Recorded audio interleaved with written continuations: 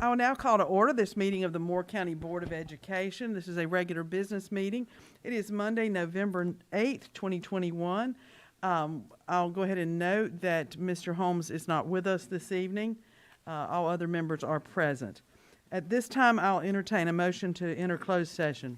Madam Chair, I make a motion the board enter closed session to prevent the disclosure of confidential information pursuant to General Statute 143-318.11, A1, A5, and A6, and General Statute 115C-319, and to consult with the board attorney and preserve the attorney-client privilege pursuant to General Statute 143-318.11, A3. Is there a second? Second. The motion has been made and seconded. All those in favor? Aye. Opposed? All right, the motion carries 6-0. The board will return to open session at 6:30 p.m. Thank you.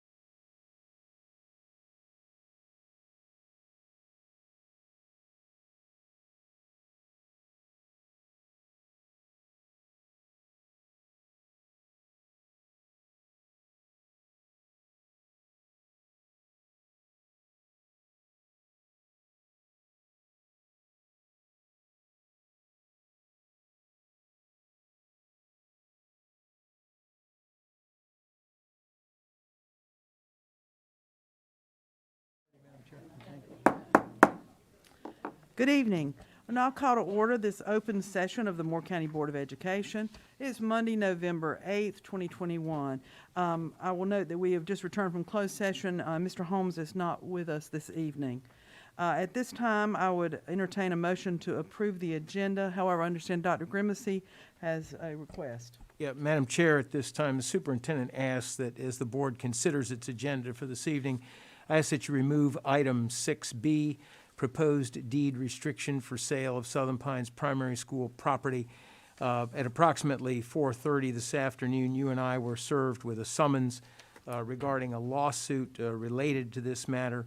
The superintendent and legal counsel will need time to review the lawsuit, read and review the lawsuit before I can offer any recommendation for the school board regarding disposition of item 6B.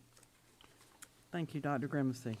And Madam Chair, I would like to make a motion that, given our number of participants who have signed up this evening for public speaking, I would like to ask that we limit the time to 2 minutes. Madam Chair, a Mr. Levy. point of order. I think we need to deal with Dr. Grimacy's thing first. Okay. And I would move that we amend the agenda and with Dr. Grimacy's recommendation. I second that motion.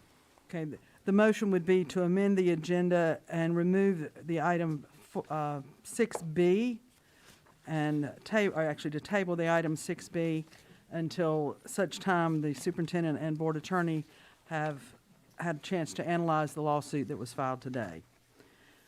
Is there a second? Second. All right, Mr. Levy has moved and Ms. Thompson seconded that we amend the agenda to remove item 6B. All those in favor of removing that item, say aye. Aye. Opposed? All right, motion carries 6-0 to remove that item from the agenda. Madam Chair, Yes, sir. I move we approve the revised agenda. Second? All right, Mr. Dennison has moved and Ms. Caldwell seconded the agenda as now revised. Is there any discussion? All right, seeing none, we'll proceed to vote. All those in favor of the agenda as amended? Aye. Opposed?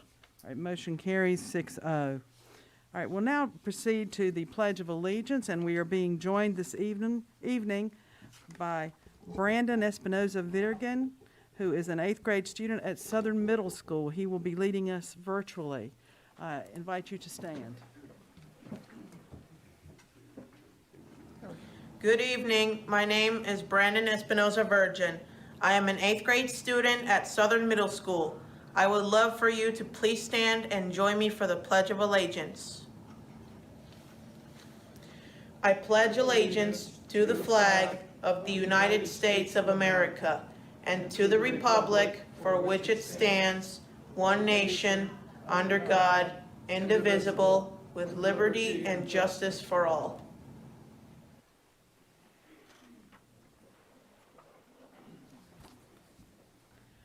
Our inspiration this evening comes also from Southern Middle School with a 6th grade student.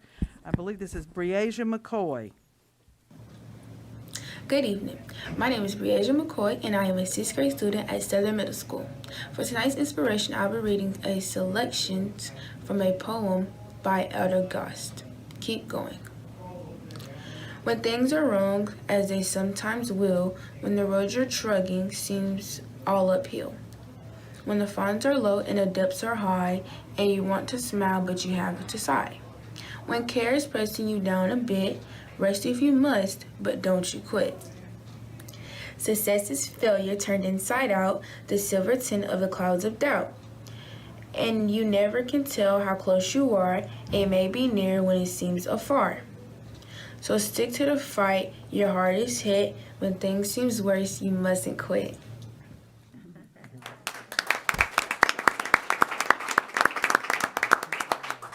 Thank you to our students from Southern Middle School. I was glad to see dictionaries on that shelf behind Brandon. I needed one earlier this evening in closed session. And now, Ms. Thompson, would you lead us in a moment of silence? Thank you, Madam Chair. With our Veterans Day upon us, I would like to take this opportunity just to reflect on veterans as a whole. So many of us have had family members, we know of different ones who have served us in this great role. So let's just take an opportunity to please reflect on our veterans.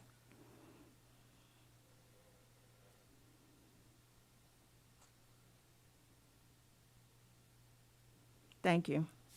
Thank you. I will now move to the portion of the program devoted to recognitions.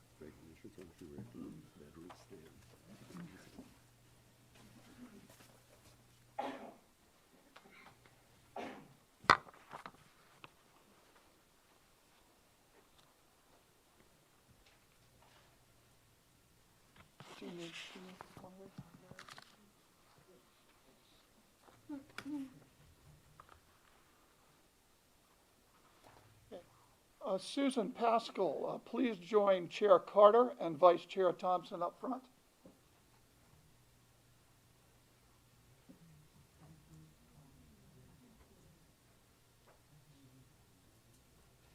Susan Pascal from High Falls Elementary School is this month's Engage, Inspire, Succeed Certified Staff Honoree. Ms. Pascal has served as the media specialist for High Falls Elementary School for the past 22 years. Overall, she has served Moore County Schools for a total of 29 years. As a media specialist, she fosters students' love for reading, taking time each day to personally help students in grades K through 8 select books that they will enjoy and that will help them grow as readers. She has served as a longtime head coach for the school's Battle of the Books team and will lead once again the team into competition this year. This summer, as school prepared for the full return of students, Ms. Pascal spent many hours of her own time each week preparing student and staff devices for distribution and use for the coming year. We are so thankful for the dedication and true care that Ms. Pascal has done for all the students at High Falls community. Would members of the Pascal family and Principal Moore please stand and be recognized?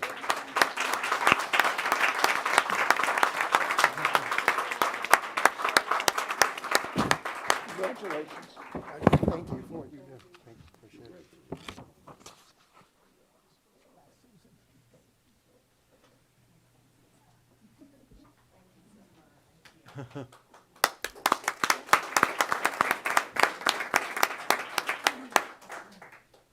Tisha Rice, please join Chair Carter and Vice Chair Thompson up at the front.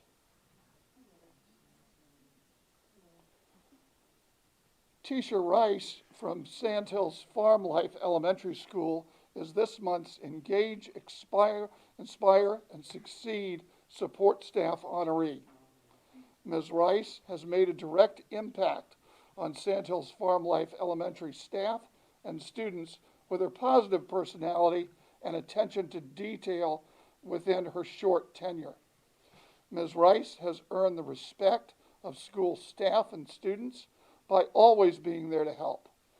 You can find her cleaning bathrooms, mopping floors, engaging students outdoors, or working with students in intervention groups, all with a smile on her face. She comes to us when she has ideas and suggestions to make the environment better, and she is always looking out for the safety and security of the children first and foremost. During COVID-19, she has taken on additional responsibilities, such as cleaning and disinfecting and constant rearrangement and arrangement of furniture due to social distancing and current guidelines. All of us at Sandhills Farm Life are very thankful for Ms. Rice and for all that she does. Would members of the Rice family and Principal McPherson please stand and be recognized? Congratulations to Ms. Rice. Congratulations, Ms. Rice.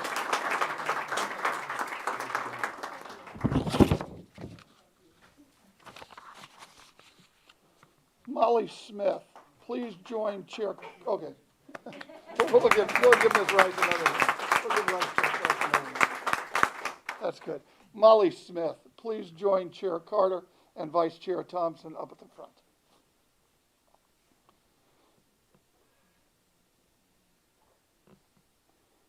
Molly Smith from Northmore High School is this month's Engage, Inspire, and Succeed student honoree. Molly Smith ranks as the number 1 in her senior class at Northmore High School and is duly enrolled in Sandhills Community College. She is a member of the marching band, the concert band, and the jazz band, serving as brass captain and trumpet section leader.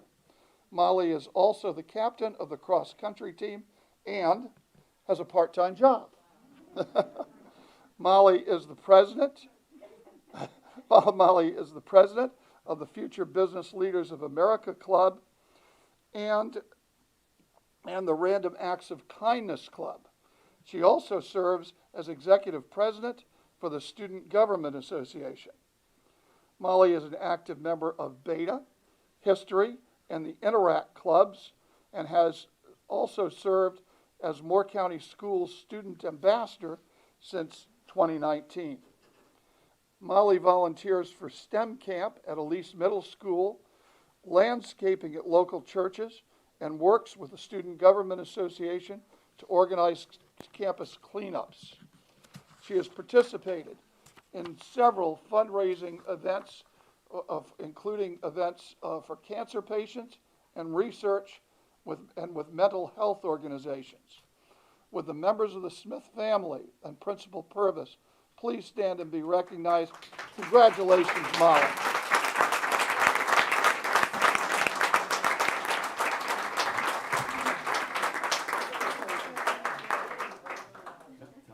And just one last thing, Mr. Dennison has asked that we also ask if there are any veterans in the audience and on the dais here. Would you stand and be recognized?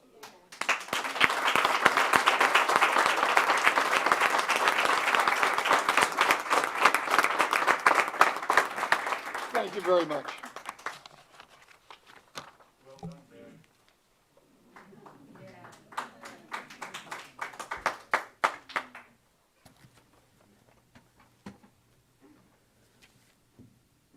Tonight's program highlight focuses on the STEM program. Dr. Grimacy, would you like to lead that off? Actually, Madam Chair, I want to hand it off to the stars of the show, Steve Johnson and Amanda Dixon, as soon as I can, because they've got some really nice things to tell us about things that our children and teachers are doing. Absolutely. Very glad to be here. Chair Carter, Board of Education, Dr. Grimacy, thank you for inviting us out.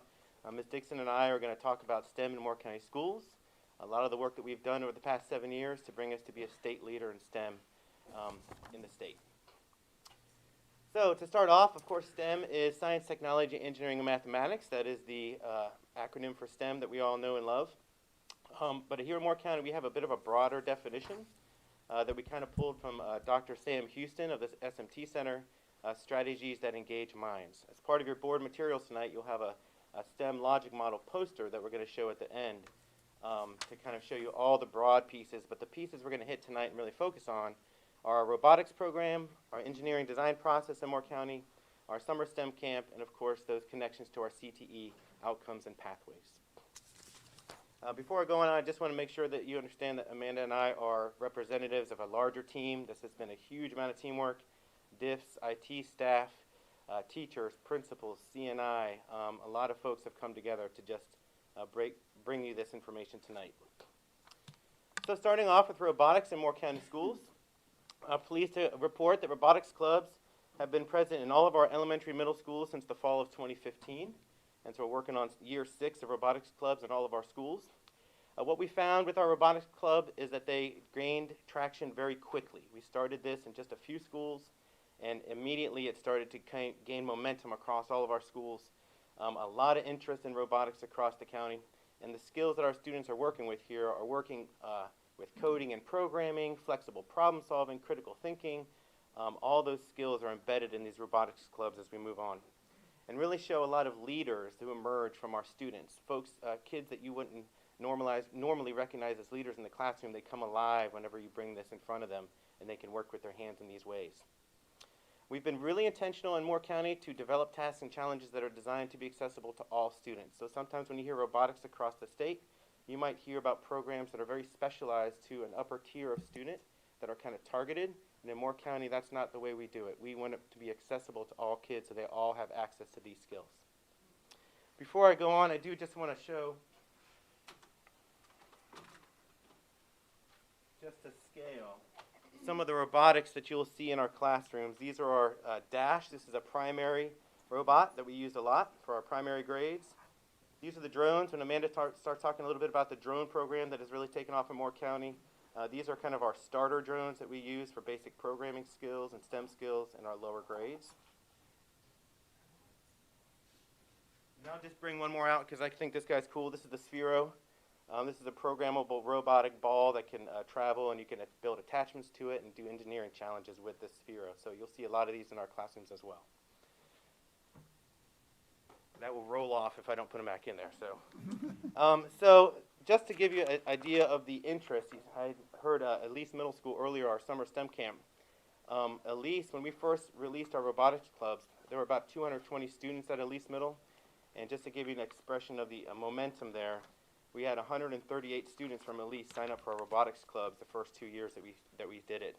And so there's just tremendous momentum throughout the county. This momentum led us to bring us and think about how are we taking our after-school robotics clubs and bringing it into our classroom? How are we making sure we get these skills involved with all of our classrooms across the county? And so what we did is we decided to move forward with engineering and design in Moore County schools. And so taking those skills that our robotics clubs are working on and embedding them directly tied to content into our classrooms. Again, guaranteeing these STEM opportunities for all learners. Our focus use on this is 4 C's and flexible problem solving. So the 4 C's, critical thinking, collaboration, communication, and creativity. When you're doing this process in the classroom, these skills are forced to be used among the students to be successful.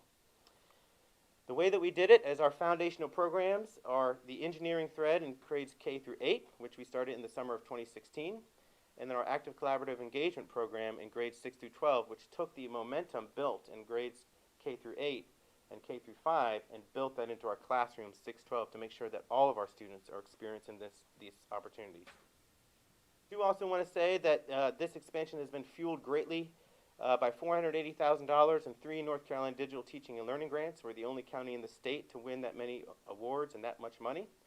And that includes being named one of 4 innovation academies in the state of North Carolina, where folks across the state have come yearly to come and visit our classrooms and visit our showcase in the spring to see how to do this in their own classrooms. And that's been a great event. I'll show you a short clip of that here in a moment. Moving on, just to give you an idea of what does this look like. So just talk about engineering design in Moore County schools. What does that look like? It looks like tasks that are given to students in our classrooms tied to content where they have to build and create a prototype to solve a problem. And so this is the engineering design process that we use. If you Google it, you'll find a lot of different types of engineering processes out there, but this is the one that we hang on to. We present students with a task. We don't answer a lot of questions for them. We have them generate the questions, and they have them generate the plan together as a small group. Once they create a plan to attack that, they create a prototype, and then they try it out. They see how it works.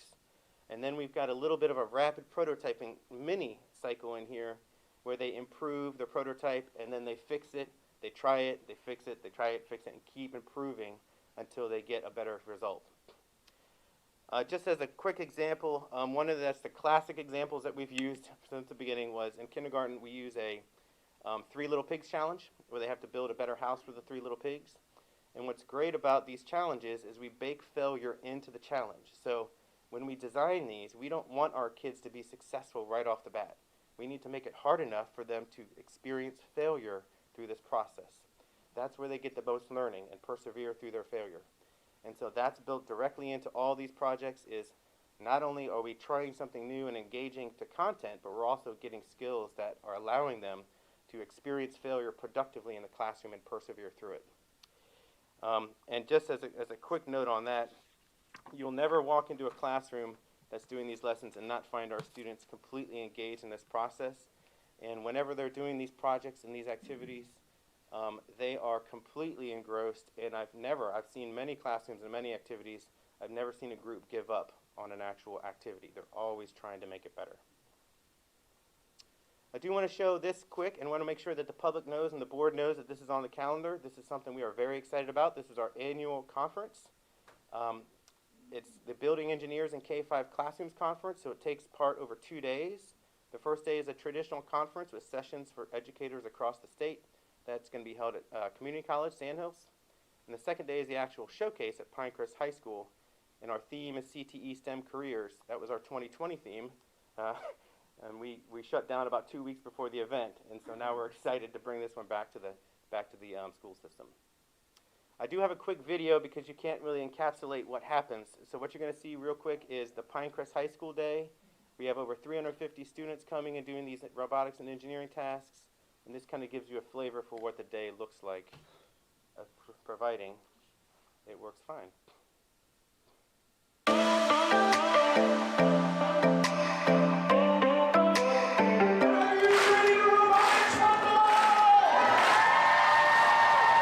Oh, the atmosphere of the gym is bubbling. I mean, just buzz, buzz, buzz. Wow.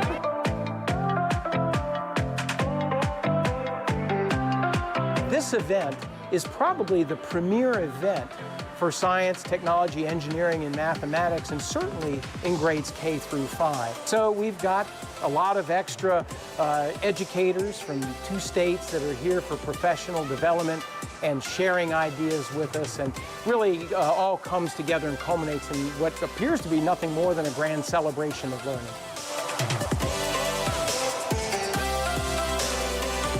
It's also a way that our teachers can kind of show off some of the more creative ways that they've taught the core standards in those subject areas. Oh, we love it. Yeah, absolutely love it. It's one of those things that's completely changed the entire way I've taught, the entire way I've managed my classroom. And it's made me a better teacher. It's made my kids better students. I think it's really cool that we get to bring what we know to help other teachers. We get really good questions, helps us think about it, but it's just, this is the way we have to teach. And the learning that goes on, and the success. And like you said, to learn how to fail. There are adults who don't know how to fail, but we've got a whole new culture in Moore County, and I think it needs to spread everywhere. I love how the energy is, the kids are just so excited, and the support that the whole county gives to the kids. I am looking forward to taking that experience to my county. I think it does show like all the good things our county is doing when I know that they're changing the narrative of this, but like that our county in particular, like maybe just like the teachers aren't doing it or our kids just can't. And I think that especially something like this shows that like that's the opposite. Like our kids can and they are. And they're doing amazing things.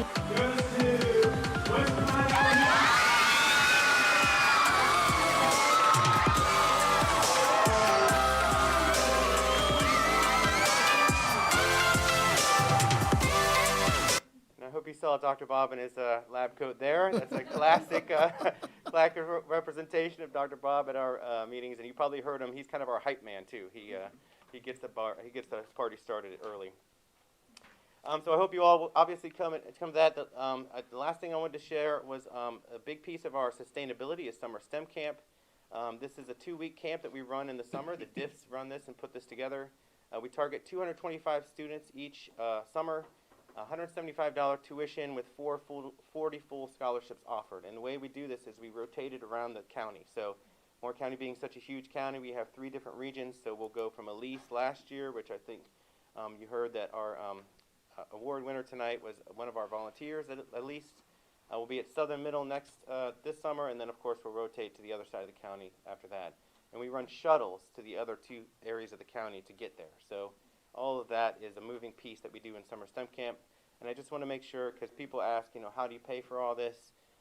Where all the robotics equipment come from? This is our main driver of sustainability, is this camp. This 2 weeks of camp gives us the money we need to sustain these programs throughout the year.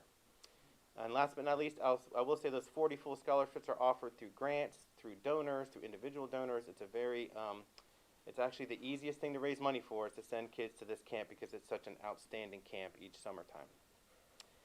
And last but not least, and I know I'm talking quickly because, you know, when I get up here I get passionate and I get moving quickly. But I did want to share, these are the last two pictures. This is from last summer STEM camp. This is our CTE career focus. And that kind of transitions us into all of these great things that we're doing with our kids. We've got to make sure it's not just fluff. We can't just make sure we do it and we're done. We have to connect them to pathways and careers that they can take this forward with them. So with that, I want to turn it over to Amanda Dixon to tell you a little bit more about what that looks like in Moore County. So, in an effort to continue this work and to continue to afford our students opportunities that are related to career pathways and career opportunities, we are fortunate to offer a series of CTE programs. Now, they're all not listed here, but I feel very confident in saying that every program that we offer in Career Tech Ed ties back to STEM. Whether it is our medical pathway or accounting, our landscape design, whatever the case may be, I feel certain and confident to share that those same ideas and critical thinking skills and collaborative work are all shown through all of our programs. And as I said, these are just a few. One of the ones that I would really like to share a little bit of information about is our drone technology program. So we are extremely proud to have been the first school district to launch that in North Carolina, which afforded us the opportunity to really foster some growth and kind of coach some districts around us. So that was a really exciting opportunity for us, and we're continuing to build on that. But just great opportunities that are tied to career pathways, that are tied to credentials, micro-credentials, certifications, and that are also aligned to pathways with Sandhills Community College so that we can continue to expand and provide additional opportunities for our students. All of these programs afford students a career and technical student organization that they can become a part of. They can compete in local competitions, state, and then hopefully advance on to nationals.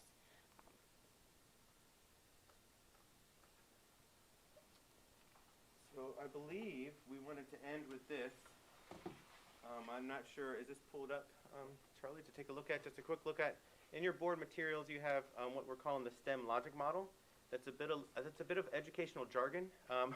This is a poster that encapsulates an image that poster that encapsulates all the work that we're doing. We were just able to highlight a few tonight, but there's a lot more that we do to engage minds across the county. This is a student-designed process. This was designed and created by students in our Adobe classes at Pinecrest High School, and they treated us very much like clients. So we went to them as clients to say, here's the content.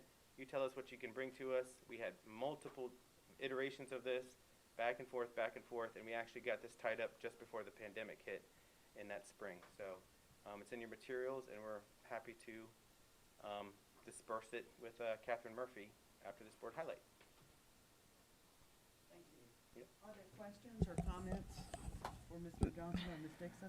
Mr. Hensley. I have a couple. One was I was afraid I was going to have to take a quiz when he said something about a board packet. I was afraid I was going to have to take a STEM quiz. Actually, one observation. I had heard that the STEM camps fill up and they become a space available thing. And I don't know all the limitations and this and that, but boy, it just seems to me that we should make as much resources available as we can, because if people want to attend STEM camp, especially if they're paying for it, then we should accommodate as many students as necessary. Mr. Johnson, would you like to explain how the students are Mr. Johnson, would you explain how the students are chosen to attend the camp? Absolutely, and you're exactly right. So when we started the camp, it was a first come, first served basis, and we found out that the folks that knew about it were right there camped at their computers. And we had folks sign up we had it filled up within 12 hours. And so what we did was, because of all that, we had a lottery system that we do. And you're right, exactly. We do a lottery system. We have our 40 scholarship folks that are identified by our social workers as kids that are really in need of something, but their families cannot pay. And then for the other slots, we have a lottery that is set up. And we have explored expanding the camp to additional week.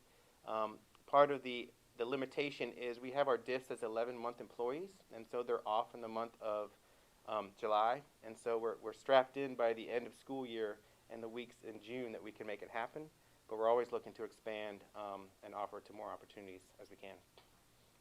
Yeah, I would say staffing is probably, we've hit the limit of what we have available in terms of staffing. Without paying for people. For Yeah, another without month, having we'd have to, pay and then. yeah, the cost would go up pretty substantially, but we'll take that as a compliment, Mr. Hensley, and a challenge, and consider that, because the market is there. There are definitely families, students and families, that would like to see more of that in the summertime. And then my 12-year-old inner self wants to see a battle bot. Well, I encourage you to come to our middle school. I didn't talk about it, but we talked about the K-5 on April 29th. April 29th, you're going to see battle bots, and those kids really get into it. They knock it off a platform, parts go flying. It's great stuff. It's a pretty amazing performance in the gymnasium. Mr. Levy? Yeah, is this, and I sincerely hope it is, limited to students who are attending Moore County schools? It is Moore County Schools. All the work that we do in our classrooms, obviously, are Moore County School students. In our summer STEM camp, we have had others to come from other spots to fill those slots. But it's a very small number of folks outside of Moore County School students. It's typically a staff member's child that maybe goes somewhere else that may be put into the lottery. Because I think that this program, which seems absolutely outstanding, and I congratulate both of you and your entire staffs for doing this. These are great reasons for students to attend Moore County schools. They have a lot of choices, and I have always supported school choice. And I believe we can be the best, and we can make people want to come, and your type of program is exactly what we need to expand and do more of, so that kids who will, and parents who will say, I think I'd like my kid to be in robotics, therefore I want to send them to Moore County schools. So I think congratulations. You seem to be really helping our schools quite a lot. Yeah, I spoke with a young woman, and when I say young woman, she was in 3rd grade, at the conclusion of STEM camp this year, and she now knows that her career is either going to become an architect for Habitat for Humanity, because she designed a house for a Habitat family, or she now has the skills to design roller coasters. And it's kind of a toss-up as to which she'll become, but we know that she'll serve a purpose in society. But she had a wonderful time at that STEM camp. Yeah, and we also get a lot of great guest speakers too. That's another piece, is we tie it to local industry. I didn't mention this, but we did aviation. We partnered with the airport. We partnered with First Health to do biomedical. We partnered with when we were building McDeeds Creek, we did our architecture and design. So we took the kids, our STEM camp kids, were the first kids at McDeeds Creek when the guts were still all hanging out. And so They all had their hard hats on. Right. They had their hard hats on, yes, sir. Mr. Dennison, do you have a comment? I would just, it absolutely fascinated me to see these K through 5 kids work at Pinecrest on the auditorium. Bombs could have gone off and it wouldn't make any difference to them. They were so focused.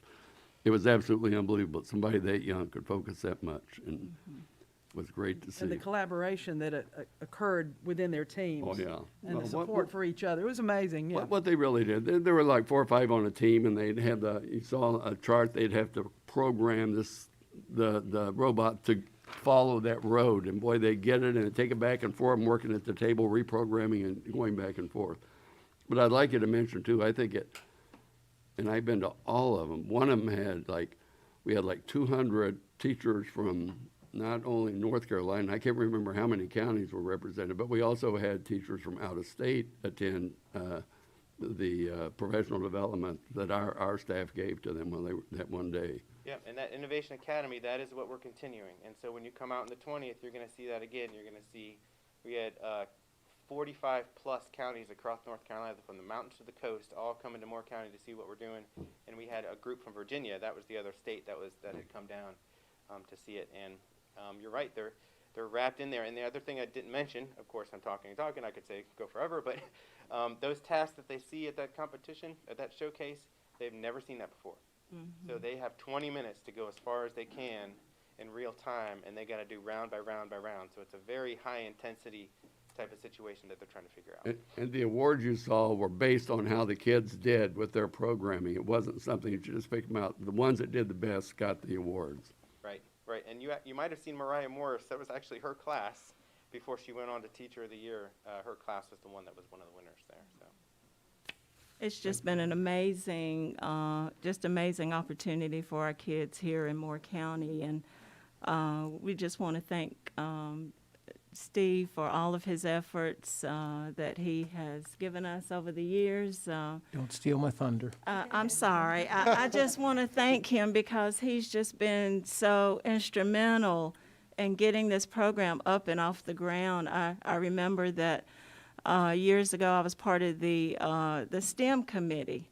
And I had an opportunity to just visit the different schools and look at the children in all grades, and they were just so excited and involved and engaged. And I'll stop there, Dr. Grimacy, and let you finish. Thank you, Ms. Vice Chair. Anybody else? Okay. Well, Madam Chair and members of the board, Mr. Hensley, Mr. Levy may not know this, but when I was an elementary principal in 1991, 92, and 93, in working with James Madison University, we developed a program called Design Technology, where we found that a lot of our children were motivated to work harder in math and science and language arts if we somehow tied the learning in particularly science and mathematics with real-world experiences. And we saw some young children that really got into reading and mathematics more because we found ways to make that interesting in what we called technology in those days, which nobody calls technology anymore. But it had to do with that, if you remember the scene from Apollo 13 where they dump all the junk on the floor and they said, we have to figure out how to get this to plug in with that so that the astronauts could breathe. You gave them problems, and they had to draw a design, they had to build a model, they had to test the model, they had to write about that, and we saw students that really got excited about basic learning more because we got to their brains through their hearts. And from that, we developed, there was a network of schools that were doing that sort of work that formed what was called the Virginia Children's Engineering Convention. And we conducted a convention every year that looked a lot like what Steve has developed here. But one of the great moments of my career in these last 7 years was when a group of our digital integration facilitators for the first time went to the Virginia Engineering Convention in Roanoke and met people there that remembered me. And I was a recipient of a nice award, state award that they gave. I was the first one to receive that award, and they've had a lot since then. But then to have people from Virginia come to Moore County, from Chesterfield County, and to go back to Chesterfield County and try to replicate what we did with 26 schools. And they were so excited, they had to send Steve video of that.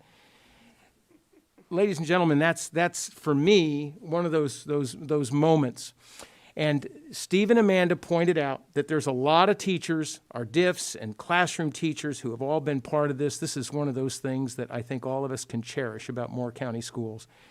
But I think all of them tonight would agree with me, and Amanda, you'll agree with me, that as Steve Johnson prepares to leave us and go up to work with the University of North Carolina, Greensboro, and take his influence statewide, we owe you a great debt of gratitude as a leader, as an innovator, and as just somebody who not only loves the children, you love the people that work most directly with the children. You're one of a kind, Steve Johnson, and we'll always be grateful, and just enjoy if you all would join me now in thanking Steve for his service.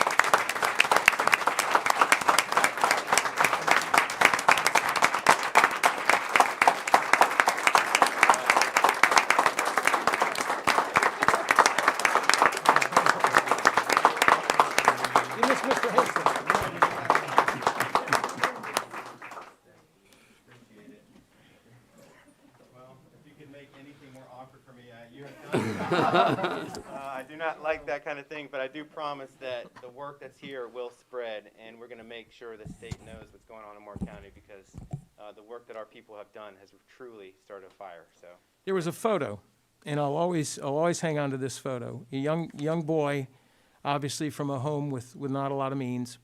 And I remember at that moment, you couldn't see in the photo, I took that, got down on the floor, I was laying on the floor, and they had designed a Lego robot to kick a ball towards some bowling pins. And he was down, and he had this real intense look, and he was sizing it up with his friend. They were leaning over this. And what you couldn't see off to the side was the entire class of about 25 students were all leaning in, waiting for this moment to see what the robot was going to do in kicking that ball. But there were measurements, there was addition, there was subtraction, there were all the things you want from mathematics had gone into that. And this young man, his teacher said, was more obsessed with mathematics from that activity than any others. But ladies and gentlemen, if I could show the photo, I don't want to show the photo because I want to identify the child. But one of the things that stands out to me in this photo is he's down. You can see the knees of his sweatpants are busted open. And they're dirty. But at that moment, he was the smartest boy in the class. And all the eyes were on him. And it was a beautiful moment that I'll cherish and always remember you, Steve. Yeah, thanks again. Yeah. Thanks again. Thank you. Thank you.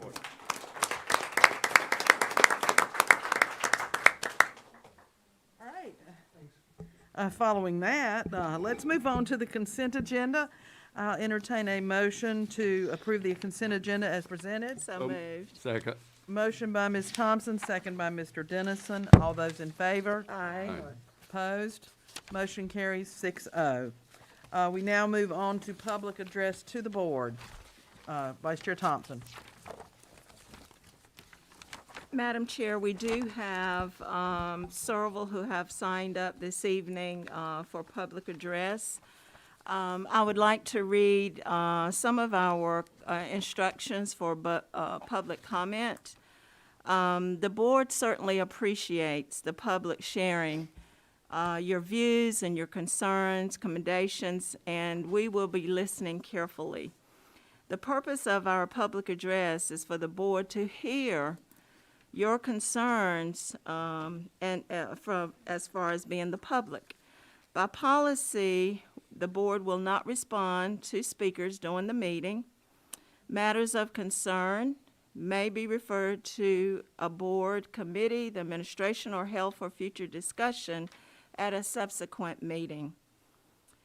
The superintendent will follow up with individuals as he deems appropriately. We have individuals who are actually here and have signed up to come to the podium to speak. And we also have public members who will be addressing us via telephone this evening.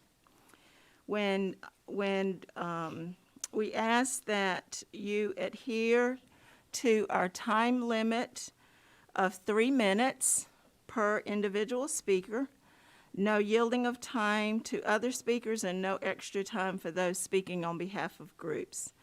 A clock will be displayed on the screen as you begin to speak so that you may know when your time is up. The speaker is expected to stop at the end of the 3-minute time. If the speaker has any printed information that you would like to share with board members, if you would hand those items to our executive assistant to the superintendent, Board of Education, Ms. Sonia Potter, and she will be responsible for the distribution of those materials. Discussions regarding particular individual, employee, student records, or other matters which are required to be kept confidential may not be discussed during this open and public forum. And we would like for you to remember as we go through our public speaking, our mask requirements, please. We will begin this evening, and as each of you come to the podium, please state your name before you begin speaking. And I apologize in advance if I misstate anyone's name. That is not my intention, so I'll apologize ahead of time. I would like to call Samuel Kearns, Chad Stahl, Ken Farah, Beverly Davis, and Carolyn Peelan Puman, if all of you would get prepared to come and speak, please. Finland.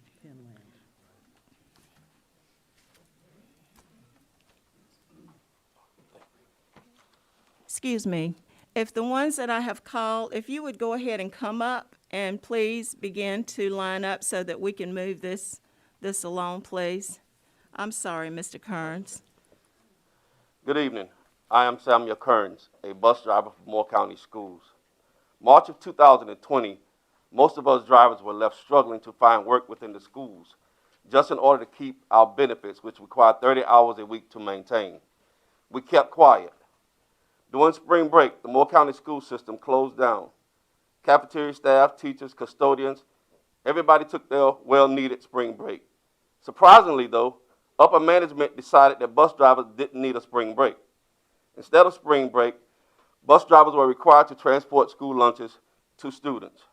This was during the pandemic. Again, we kept quiet. Due to the recommendation from Mr. Baraff, bus drivers did not receive the CARES Act bonus, and he justified his recommendation by stating that bus drivers received a 20-cent raise 3 years prior to the pandemic. One had nothing to do with the other. However, all of the support staff named above received the bonus. Again, we kept quiet. What good is a 20-cent raise when you've lost 20 to 30 hours per month of your salary? We can't wait till 2023 for a raise across the board. It's time to pay us what we are worth. Our responsibilities have changed. However, our pay remains the same. We lost about 19 drivers due to the pandemic and continue to lose drivers daily. Moore County bus drivers are under a great strain every day. The transportation department is in dire need of help, ranging from bus drivers to supervisors to mechanics to monitors. We have one supervisor who supervises over 80 drivers and 126 routes. If you know anything about span of control, then you know this is an impossible task. We get on the bus in the mornings not knowing if we have to run 2 routes or 3. Students are getting picked up an hour to an hour and a half late every morning, and the same in the afternoons going home. Students' instruction times are being compromised due to these late arrivals. Bus drivers at Moore County schools are mentally and physically exhausted. We are near our breaking point. Dr. Grimsey, we are pleading with you to address the needs of the bus drivers as one of your top priorities before you retire. We realize you don't have much time, Dr. Grimsey, but neither do we. Thank you. Next is Chad Stahl. Hey, hi, good evening, Chad Stahl. I'm here to express my concerns about our state school systems. They appear to be losing sight of their fundamental purpose. They are becoming more and more like little healthcare facilities to manage the health of mostly healthy children. Schools are masking, testing, quarantining, and soon the pressure will be on to vaccinate these students. This is taking the focus away from our students, teachers, and all other support staff. I believe you even have some of these staff members tonight because they're feeling the neglect. Our schools are doing this without proper risk assessment or studies. These things are also being done without any authority granted to the school district. What general statute allows the school board to act as the health department? How can you be sure you are not harming kids? I have an exemption, but I was told the ADA has no sway here. So how do you know what's happening to your children inside the schools? How do you know how they're being treated if they have an exemption? You probably don't. Union County, Harnett, Sampson, Wayne, Lincoln are just a few that have decided to empower their parents and students. These districts want to get back to their most fundamental purpose. Orange County, Moore County, and others continuing with the approach of mandates, or as I like to call, a distraction of learning. This approach has done very little to impact the infections, hospitalizations, and deaths in these counties. These control measures are not yielding the desired results, so why mandate? To succeed, Moore County believes the school system should engage and inspire. I am encouraging you to do exactly that. Engage with the parents that want choice. Don't blow them off and ignore them. Inspire your parents and your students. Give them the empowerment they deserve. They will become inspired, and you will watch them take care of one another without you having to demand it. Tonight, I am asking you to do exactly what you claim will bring success. Empower and engage, educate and inspire. your parents, and your students. Return a free basic sound education to your community, free from politics, free from medical tyranny, and free from the ABC agenda. Make the statement tonight to the business of COVID that Moore County students are not for sale. Let the testing vendors, the vaccine vendors, the federal funding, your panoramas, let all of these people know that you're done selling your children. Let them know. Moore County children are no longer for sale on behalf of thousands of parents across our great state. Thank you. Thank you. Please, if you would hold your applause, please, so we can get to our next speaker. Ken Farrar, followed by Miss Beverly Davis. My name is Ken Farrar, and I represent the school bus drivers, monitors, as well as their mechanics and the support staff that we have here. We have some important issues that needs to be addressed by the board, as well as by the state and national. We need competitive wages, competitive benefits, better communication within, and better equipment as well as safer equipment for all of us. We need to talk about our raises. We know that transportation is a hot ticket right now, but these issues and a lack of management as well as government interaction to address these issues has been going on for quite some time, and none of these issues above have been addressed nor resolved. This is more than just about money. It's about people and their right to be included in decision-making topics, as well as receiving the respect people deserve. There is federal funding available to address these concerns and issues. They simply have not been addressed. We can't obtain adequate drivers, mechanics, as well as support staff employees simply because the employment package that we offer here in Moore County, as well as across our nation, is not applicable to the needs of the employee. The blue-collar worker in America has been wrongfully treated over decades, and we think it's time for a more balanced as well as better treatment of employees, financially as well as respectfully. I'm curious about one thing, though. We do have a functioning, well-managed educational lottery here in North Carolina, don't we? Which is millions of dollars earmarked for educational needs, correct? How are those monies being distributed? Are not cafeteria workers, mechanics, monitors, custodians, as well as bus drivers included in that very same educational system? How does everyone justify failing these workers in that regard? On a personal note, I've been blessed throughout my career to work in a workforce experience to have worked for institutions with the main concern of looking after their employees, salaries, benefits, as well as savings programs and other employee-related perks. I don't know how I would have made it through raising 5 children if I were to choose one of the aforementioned occupations. Simply put, I've never experienced these trials that most of these loyal workers have. After all, we care and we carry and deliver the state and the county's most valuable commodity, our children. Thank you for allowing me to speak. Thank you. Miss Beverly Davis.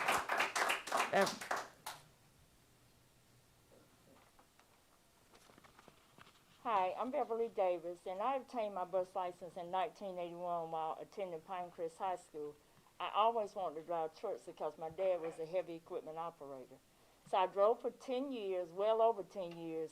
Then I went into a career in mental health for 25 years. In 2019, I decided to retire from mental health because I wanted to travel. But then, of course, we know COVID.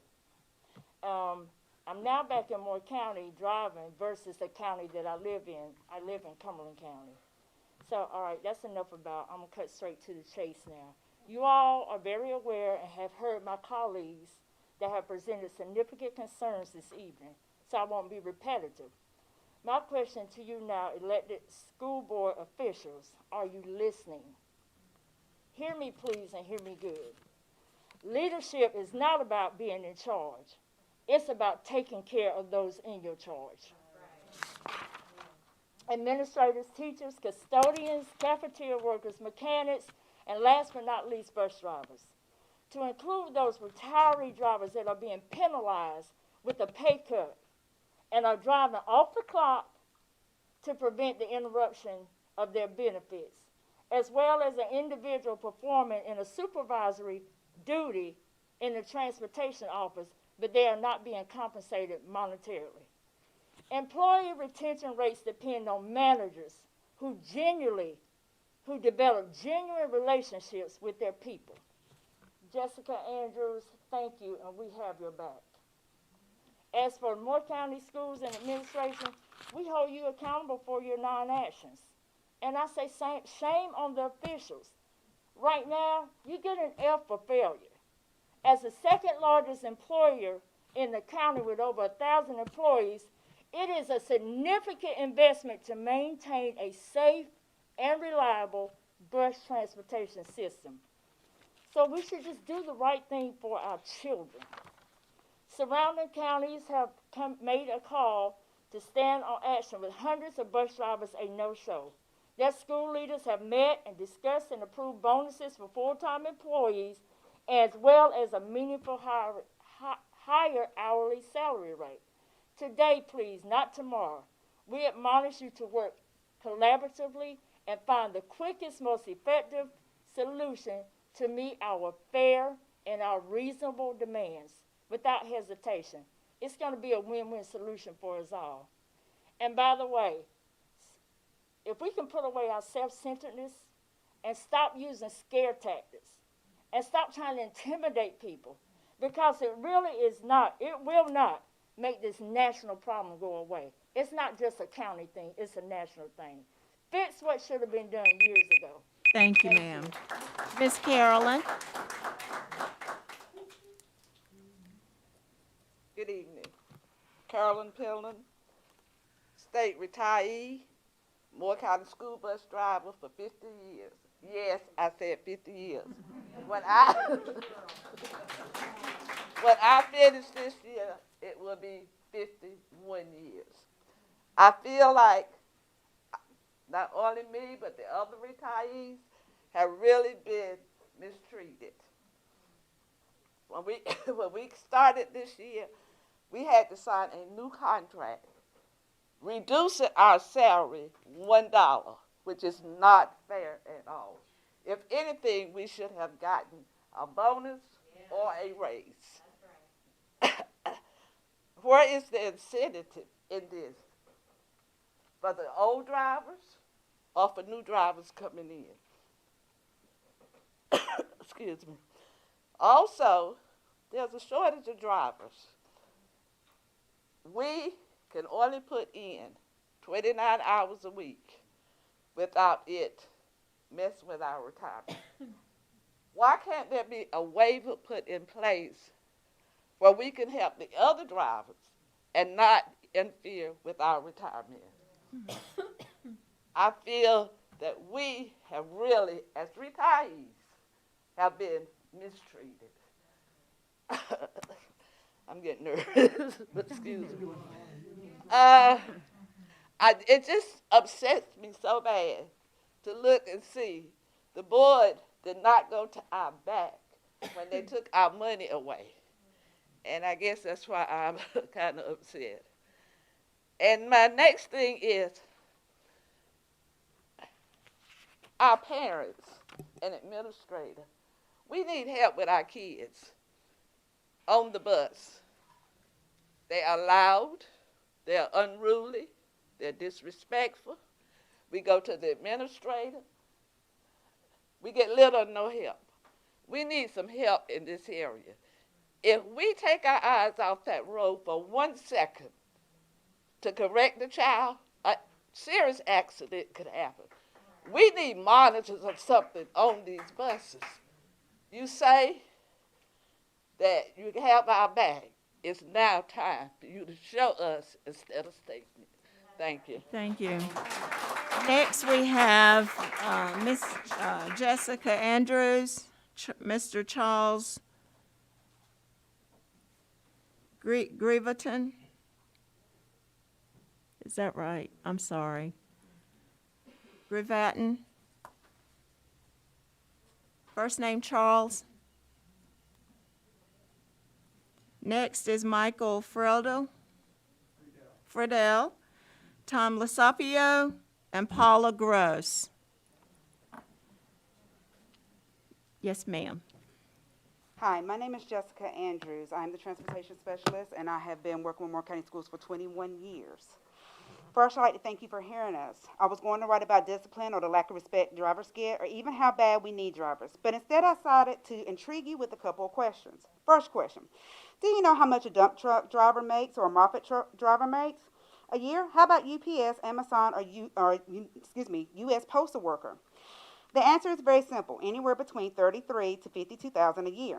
Bus drivers is roughly $10,000 to $20,000. The next question is very simple. Do you have to make sure that gravel or sand is wearing a mask when loading or unloading? Or better yet, do you have to make sure that lumber on your flatbed is separated between boys and girls? Or keep a seating chart, or make sure siblings are not sitting together, are sitting together? Do you have to make sure that the letter that you're delivering looks both ways in order to cross the street safely? And watch for oncoming traffic? The next one is my favorite. Do you think that UPS or Amazon has to make sure that your packages aren't fighting, it's sitting in a seat safely, that it's not yelling and screaming, not eating or throwing things at you, not standing up, moving seats, or trying to hang out the windows, vaping, or bullying one another? The simple answer to this is no. These CDL drivers do not have to worry about these things because they're not animate objects, meaning they do not move or talk. So please explain to our drivers why they are not respected more and paid more, but are required to do more when they have the same qualifications as any other CDL driver. Do you realize that we are transporting irreplaceable cargo? All I ask is that people quit arguing amongst themselves and do what's right for not only our drivers, but our students. And I also like to say, Dr. Bob, the student that you were talking about, and this is my passion just along with you, that student that you were talking about, that's one of the students that we're transporting that probably doesn't have any other way to get to school. It is breaking my heart that I'm losing drivers and I cannot retain them. It's breaking my heart that they're having to deal with discipline and I can't help them. Something's got to be done. It's not about me. I could care less. You can give me $0. It's about those kids who don't have any other way to get to school, and that's the only safe place they have. And as long as I'm here, I will always stand in front of my drivers, not behind them. Thank you. Next is Mr. Friedel.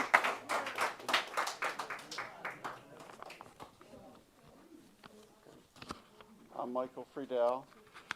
I want to share the following with everyone. Mr. Dennison has spent many hours with me going over school reports. I learned a lot about the amazing things our teachers are doing, and Ed learned how the central office reports could be improved. Mr. Henley communicates to the citizens via a radio show. He speaks at rallies and at other times explaining the issues and his views on how to address them. And we all know that Bob Levy will speak to anyone, anywhere, on anything, and that's why he's loved so much. Ms. Carter, you spent almost 2 hours with me discussing school issues. We spoke about how the school board is taking the heat that the County Board of Health should be taking concerning COVID. As a result, I organized a group of citizens to attend a county commissioners meeting. By the grace of God, the head of the Board of Health, Mr. Whitman, was there to give a report. During his report, the citizens politely showed their displeasure over the misinformation being presented. The county chairman took notes and proceeded to question Mr. Whitman. Mr. Whitman's response was so evasive that he never answered the questions. After the commissioners' meeting, Mr. Whitman did spend 20 to 30 minutes with us answering questions. It was there that he told us that the Board of Health does not have the authority or power to close the schools due to COVID. Only the school board does. We then attended a Board of Health meeting. It was an amazing and productive experience. No one told us to wear masks, so we didn't. Yet here we are forced to wear masks, and if a mask slips down, the police are in our face. When the Board of Health realized that there was only to be 4 of us speaking, they increased our individual times from 3 minutes to 5 minutes. When the Board of Health started discussing COVID, they allowed us to question what was said and then to explain why we were challenging what was being reported. They listened to us and they asked questions. It was a very productive give and take meeting. It seems that the Board of Health was just taking whatever comes out of Raleigh and passing it to the citizens of Moore County without considering all the politics involved with the handling of COVID at the state and national level. They asked if we could provide them with information and to list all the questions we had. They even invited us back. In essence, these citizens and the Board of Health were working together. With all this said, I want to challenge the legacy board members to stop fighting with the concerned citizens and look for ways to work together. These citizens are concerned about the safety and welfare of all children and want to make our schools a world-class system. Ms. Carter, as chairwoman, you have the power to lead us down the road of working together. I humbly ask that you begin immediately to do that. In closing, again, I ask that God bless all of you and grant you the wisdom, courage, and strength to put aside your pride and make the right decisions. Thank you. Thank you. Mr. Lasapio, Before I begin, please don't start that clock. It appears as though there's an audio problem and people that are listening cannot hear what we're saying. We have people online dialing in saying they cannot hear us. Can they not hear YouTube or can they not hear it? There appears to be no audio, I guess. Can we correct that before I start talking? Yeah, hold on just a moment. Let's. If there are people on hold to dial in, they do not hear anything. Nothing is broadcast to them. I got a text and it says there's no, I'm not sure if you are at the board meeting, but I'm watching the live stream and there's no sound. Hold on then just one moment. Let's double check. No, you're gonna take it out. No, there's sound. I just played yours and I can hear sound. Thank So you. there's probably a technical issue with their end. Thank you. You may begin. Okay, my name's Tom Losapio, L-O, capital S-A-P-I-O, for those who have spelled it wrong. Dr. Grimacy, I really appreciate the story about that young man who was so well involved in what the STEM program was. I only hope to God that he and his fellow students do not have to participate in anything that's driven to us by Panorama or CRT. That will ruin him. I have attended these meetings for months opposing the mandates of face masking for our school students. I have spoken before the Moore County Board of Commissioners and the Moore County Department of Health regarding the actions of this board. I have listened to recommendations from Dr. Whitman, and I have viewed Dr. Whitman as an opponent because of his stance regarding face masks. I realize now that Dr. Whitman is just someone being paid to repeat what Fauci and the CDC put forth and to influence this board. When it comes down to real decisions regarding face masks, this board is ineffective and unreliable at best, as you have surrendered to Fauci's agenda. The American Rescue Plan of 2021 offers $2 billion to school boards nationally. North Carolina's share is $62 million. Each of North Carolina's 115 school districts would average $542,000.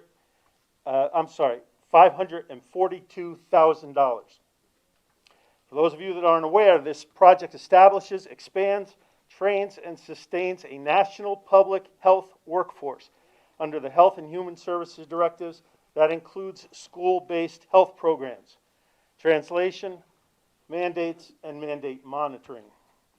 School boards must comply with existing and, important, unknown directives and guidance from the Health and Human Service Secretary backing whatever the HHS says anytime in the future. Sounds like selling your soul to the devil. And now children ages 5 to 11 may fall victim to vaccination mandates.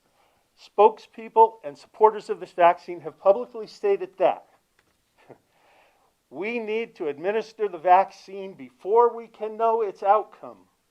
Are they serious? We can no longer trust the CDC, the WHO, the NIH, the FDA, our government, certainly Sleepy Joe, and clearly Fauci, the liar. During your work session on November 1st, Mr. Garland said that all the metrics are coming down, moving Moore County towards a safe category of virus transmission. In January, we may address face mask requirements. Then we were told that the CDC expects an increase in the Fauci flu numbers because of the holidays. We see Mr. Garland's prediction as improbable, as in January, the CDC will likely state that this flu has had a holiday-related uptick and students will remain masked. The jab does not prevent the virus. More people have died from the vaccine. Thank you. These 3 minutes are garbage. Thank you. Ms. Paula Gross.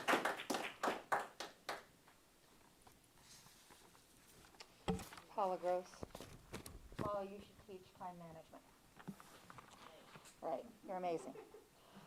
On masking, Lieutenant Colonel David Grossman is an internationally recognized scholar, author, soldier, and speaker who is one of the world's foremost experts in the field of human aggression and the roots of violence and violent crime. You can Google him to verify his reliability as a source if you choose. I'd like to read an excerpt from one of his books entitled On Killing. It's called The Psychology of Masks. The quote says, "During operative conditioning training soldiers, we have learned that if an enemy combatant looks different than the soldier, it's 40% easier for the soldier to not feel things like empathy, compassion, fear, etc. If the combatant has a face covering, it's 60% on average more difficult to connect with a person. This has nothing to do with killing training. It's just the way human brains work. So over a long period of time, example 1 to 5 years, masks will alter our ways of viewing each other in a biological sense. My son's generation, if we all continue to use face coverings, will be 50% more prone to violence, 50% less empathetic, and it will humanize their peers by 50%. I have copies of this little excerpt so you can look this guy up. Pretty impressive. You can take his opinion as valid or not, but if it's correct, my youngest grandchild, and I have 9 in the Moore County schools, he's 4 years old. That means that for over a quarter of his life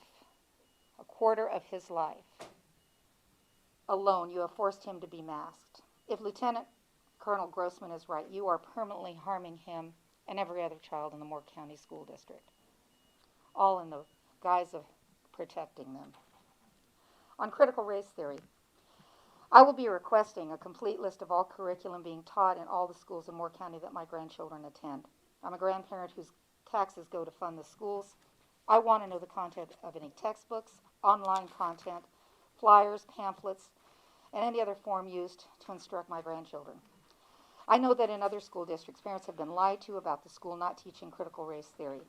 I hope the same is not true of the Moore County School District, but the fact that the school district seems to be on board with the surveys provided by Panorama shows that it's not opposed to subjecting its students to Panorama's blatantly political critical race theory agenda. We all know that this isn't in the best interest of the children. It will just be used to further divide and encourage racial division and the inherent racism lie that's being promoted by liberals in our country. I'm with you, bus drivers. You tote my grandbabies every day and get them home safely. I hope you get what you need. And I hope you guys do what you really need to do. I wish you'd be brave. I wish you'd be strong. And I wish you'd do the right thing. Miss Courtney. Courtney. Miss Courtney. Yes. I'm her daughter. Okay. Got it. Thank you.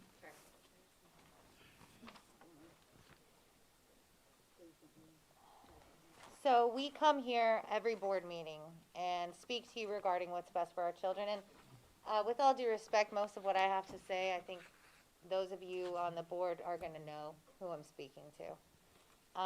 There are those of you who listen to dialogue, have open dialogue, and then there are those of you who feign to do that. So it's clear that that what we have to say is not being heard or making a difference, because meeting after meeting we are ignored, or like last meeting, we are silenced.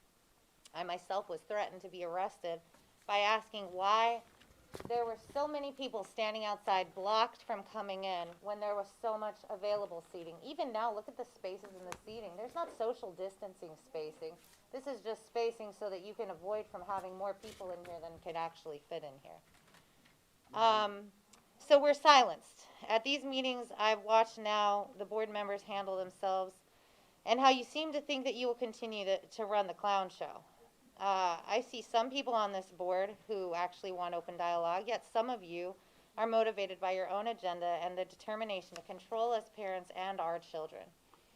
Now I come to you as a woman and a mother, and one thing that has been astounding to me is that as a woman, I know how much women are capable of doing great things to protect children, and I can't help but wonder, where is that with the women on this board?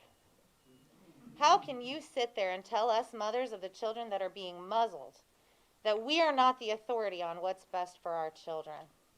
How can you call yourselves moral and good when everything you're doing goes against the moral, maternal, and right way? It is time for us parents to wake up and stop hoping and trusting that you board members will do what is best for our children. It's time to stand up as one voice and take the mask off our children's faces and take the masks of false virtue away from you and expose you for what you really are. Power hungry and weak who hide in the shadows of evil and call it virtue. It's time to expose you for what you really are and stand up to the authoritarian tyranny that you try to rain down on our children and their education. Lack thereof. We need to be parents, to be the parents our children need and to be the heroes in their life. And since you all continue to vote to muzzle and mask our children, to indoctrinate racism into their minds and hearts, to change the way they see themselves and poison their minds, we will take back our power given to us by God and do what we feel is right for our children. I turn to you parents.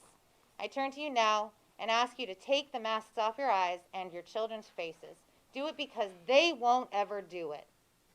Now they will not only continue to require masks, but they will move to requiring your children to be vaccinated in order to attend school.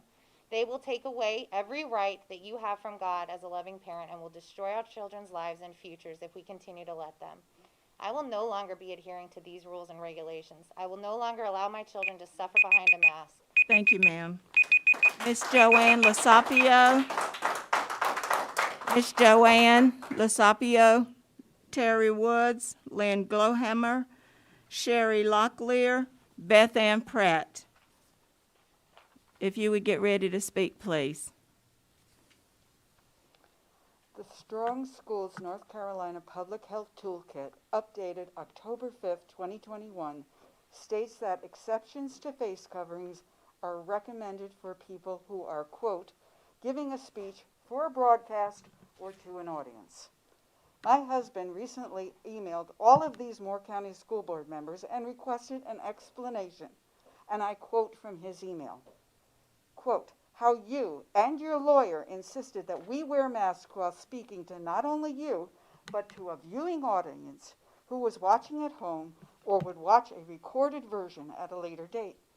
My husband stated, your directive clearly violates your own publicized toolkit. As someone who pays taxes and thus your salary, I anxiously await not a board response, but an individual response from each of you that received this mail directly or as a CC. He received responses from Ms. Carter, Mr. Hensley, and Mr. Levy. Nothing from Ms. Caldwell, Mr. Dennison, Mr. Holmes, or Ms. Thompson, or from the carbon copy list, Mr. Whitman, and Mr. Grimacy. Ms. Carter's response stated that, and I quote, items contained within the Safe Schools Toolkit are based upon CDC recommendations, which may or may not be adopted by school districts.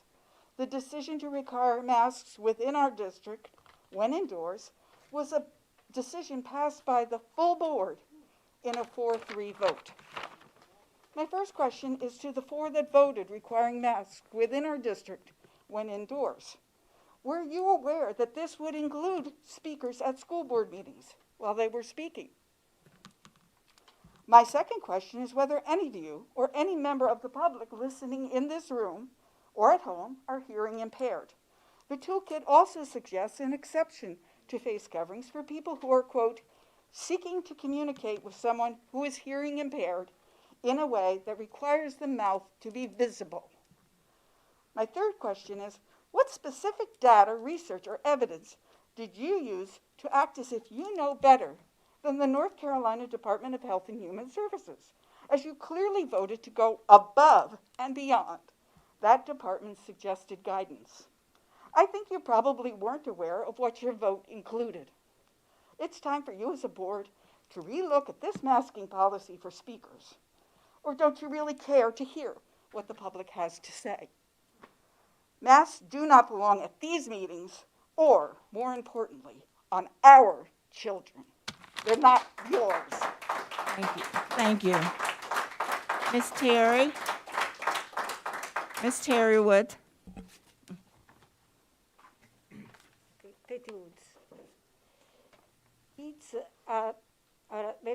risk of contracting and transmitting COVID-19. But they get it, they acquire natural immunity, which lasts longer than COVID-19 vaccine-induced immunity. CDC is reporting the natural immunity lasts 90 days based on what studies, what data. Since when does natural immunity wane in just 3 months? On the contrary, Israeli and English studies prove that natural immunity lasts over 10 months and more, even over 16 months. Masks don't stop the spread of virus. The size of virus particles are way too small to be stopped by cloth or surgical mask. Facial coverings cause headache, dizziness, viral bacterial infection, shortness of breath, interfere with the students' learning process.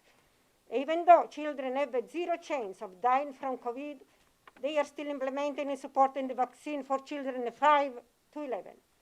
Children are more likely to be hospitalized and die for COVID vaccine complications than for the virus itself.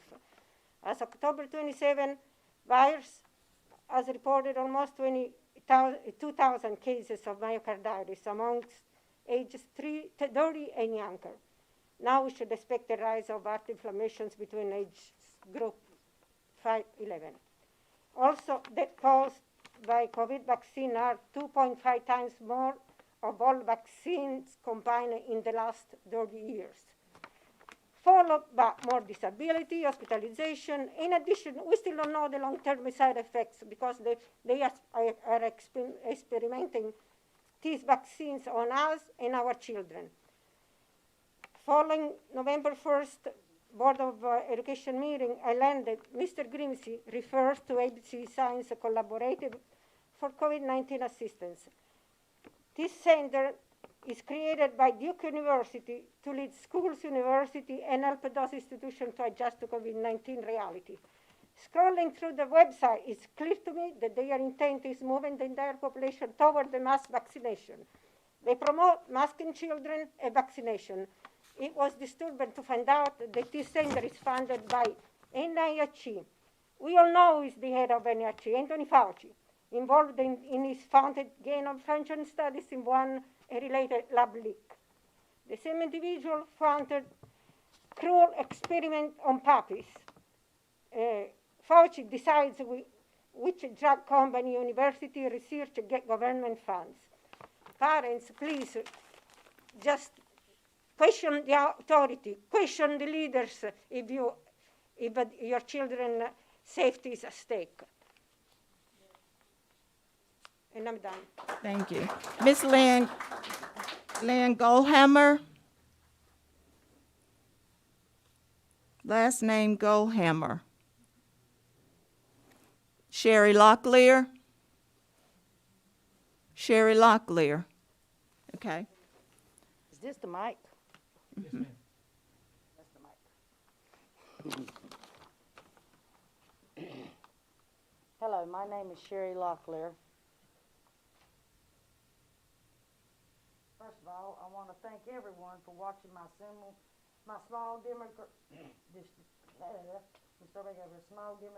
of how the Board of Education has done to us by turning their backs on us when we need them.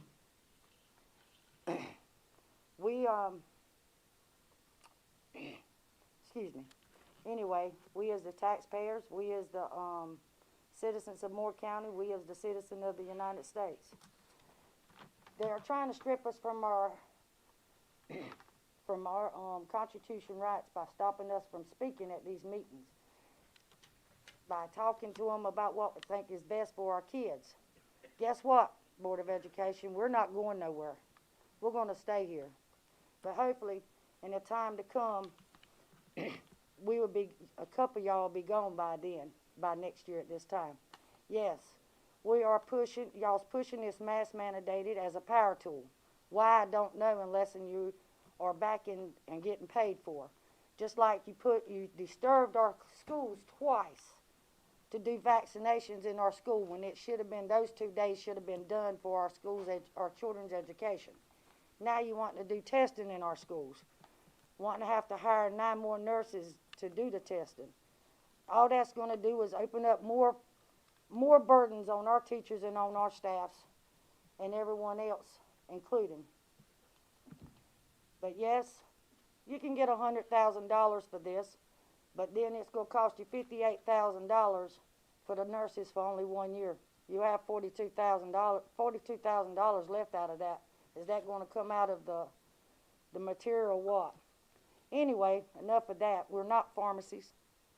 We're here to educate our kids, not to COVID testing and following this. This is just ridiculous. Y'all's job is to help us educate our kids, not to promote hate in our schools with you having this SEL survey and CRT Panama bull. They are having our students' government ID number before they're even 18 years old. And and y'all actually paid for it, for them to have ours to sell to whoever they want to. That's just wrong. Would y'all do y'all's kids like that? I teach my kids that the world is not just black and white. It is full of color, beautiful color. Not by their skin tone, not by, that ain't what makes them, it's what's in their heart. It makes them who they are, not their skin tone. And this CRT and all this SEL, all it's doing is causing hate. Thank you, ma'am. Next is Miss Beth Ann Pratt. Hello, to stand time I recorded. Talented authors have crafted amazing stories such as Amadeus and The Godfather, where they use narrative techniques to manipulate the audience's emotion and makes them adore the protagonist, only for the plot twist. And we realize that the hero was actually the villain. Unfortunately, this does not just happen in the movies, but it happens in real life. There is a power in the pen, and we need to hold the media accountable. In my short time here in Moore County, I have realized that there is a stark contrast between how people view Dr. Grimacy and board members. If I were to only read the pilot, I would think that Dr. Grimacy walks on water. But I read court documents, emails, public records, and I talk to many parents and students. And it is clear that the narrative that is being promoted by the media is not the truth. I am an educational advocate, and I'm representing a large group of parents and residents from a diverse background. We don't back a party or a person. We back truth and we back justice. And while we think it is wonderful and wish John Nagy and Catherine Murphy all the best in their new marriage, we believe it is a conflict of interest to have the editor of our paper married to the gatekeeper of information for our schools. This has been mentioned before, only to fall on deaf ears. The good news for us is that the plot twist is coming, and our story is not over. Starting in January, we will have the North State Journal come to town, the Moore County edition. This newspaper has journalism that actually does research and investigations, and they print the truth. And I encourage everybody watching and hearing my voice to subscribe to the North State Journal. In addition to having the new newspaper in town, this group of parents were determined to usher in educational reform and a new era for Moore County schools. In order to have great education, we first must end corruption. And we have launched an email account and websites and a GoFundMe to have parents and students have a voice. We are committed to helping students have a safe place at school and make sure that the students are all learning. We are tired of the corruption. We are tired of the cover-ups. We are tired of people buying off victims. We are tired of the sexual immorality. We are tired of the lies. And this will stop. We are committed to be the watchdogs. We will make sure that no administrator or school board member will tolerate illegal or unethical behavior. Please email us at this address if you have any information. And the We are address here for is every student. exposerottenapples Thank you. @gmail.com. Thank you. Mr. William Archibald, Miss Jim Penderson, Nancy Brindle, Basinger, Sean McCray, and then Mr. James Longacre. Am I ready? We're good? Mm-hmm. All right. I want to start by saying thank y'all very much for having us here. Thank you. I appreciate it. This is something that hits close to home with me. I have an 8-year-old daughter, and I'm very, very concerned just the fact that y'all's idea of trying the vaccine out on these children is to just see what happens. That was quoted by Fauci. There needs to be no reason to have consultants trying to coerce children into doing this without their parents' consent behind parents' backs, even though that they're in public schools doesn't give anybody the right to inject somebody with the experimental drug that we know for a fact. If you want to take a look at Australia's numbers, they're not having COVID problems. They're having people in the hospital because of the vaccine, because of the fact that it's actually causing people to get severely sick. There's people killing over on television, soccer players. We're all watching this happen. There's no way nobody doesn't see this. And if you've got children, any of y'all got children, maybe not in the public schools, but somebody does, it's going to affect you. And if you enforce that kind of system, thinking that falling in line and being with somebody to keep your own self safe, that system is going to eat you. You're next in line. It's proven by history. Just look at what happened with Hitler. Look at what happened with the Chinese people and the Uyghurs and how they've been persecuted. And they're harvesting organs. And nobody cares because propaganda said it's okay. And everybody knows, if everybody doesn't, Merrick Garland is tied to the CRT being pushed in schools because of the fact that his wife or his daughter is married to the man who is actually finiting it and making it be able to be pushed in through schools and making millions of dollars of those. Why do you think he's weaponizing the FBI against all these people out here trying to do something to save our children? Another thing, these masks. I can't breathe. I can't breathe. Simple as that. I can't even hardly talk. I look stupid with this mask on right here. Nobody knows who I am. They won't leave here. They won't know who I am. Nobody can really connect with me. They don't, all you can see, children with these masks, trying to grow up, trying to learn the world, trying to see what people are all about. When you're a child, you look at an adult whenever they react to something to see how their facial remarks are subconsciously, so you know whether or not you did right or wrong. And the peers that you are around as children are growing up and seeing these kids, they're trying to learn their way and learn what this kid's upset. They can look at eye maneuvers and facial features. That's all subconscious and part of the developmental stage of children, severely damaging kids, causing them to have a perpetual motion of poor ability to be able to be socially adequate when they get older, and causing a vicious cycle of what we're going to see getting worse and worse. And then those people become teachers, and those people think it's okay to fall in line. They tell all the other kids just do whatever they say to do without using your own eyes to see what's going on. And that just bothers me to the core.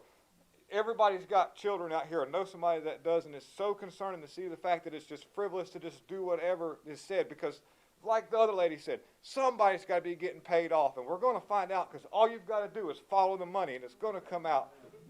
Nobody's going to let this go. This is going to get a lot worse so far as just people standing up. Everybody's going to do it peacefully, and we're all going to get our voices heard eventually, and it's got to be something done, because... Thank you, sir. Thank y'all. Mr. Jim Penderson.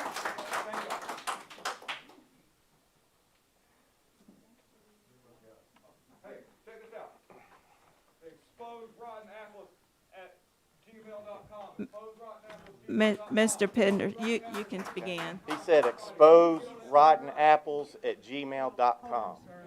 Excuse me, sir. You're disrupting the meeting. We would ask that you please sit down and hold your voice. He said expose rotten apples at gmail.com. I just got a couple notes written down here. I went and talked to Mr. Whitman myself, the director of the health department. He said that he's not telling the school what to do. He said he's passing along information, guidance from the CDC as to and advice of what to do. But I don't know if you care, but nobody has any confidence in CDC or FDA anymore. I think masks are stupid. Some of y'all pushing for masks. You've been seeing at restaurants and everywhere else not wearing masks in public and groups. I'll just take pictures next time. I'm retired. I got a lot of time on my hands. I saw, almost 30 years ago, I joined the Marine Corps, and I was taught we're all green. Some people are light green, some people are dark green. I saw a video of a fight in a school bus, 2 dark green girls beating up a light green girl, and then somebody else got in it. And the things I heard said, I don't know why it's not being investigated as a hate crime. I don't know why the FBI isn't here watching us like the RSOs are. But I'd expect to see some resignations. If there's no resignation, I'd like to see some arrests or both from that video, because the rumor on the street is it was covered up.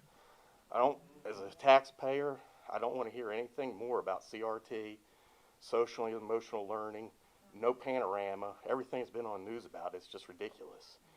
If anything, I want to see the 1776 Commission report implemented in the schools, maybe some prayer back in schools. And that's about it. I just, out of everybody up here, Mr. Levy, you listen to people, but Mr. Hensley, you actually look and pay attention. It looks like you very intently listen to the public. I appreciate that. Thank you. Miss Nancy. Nancy.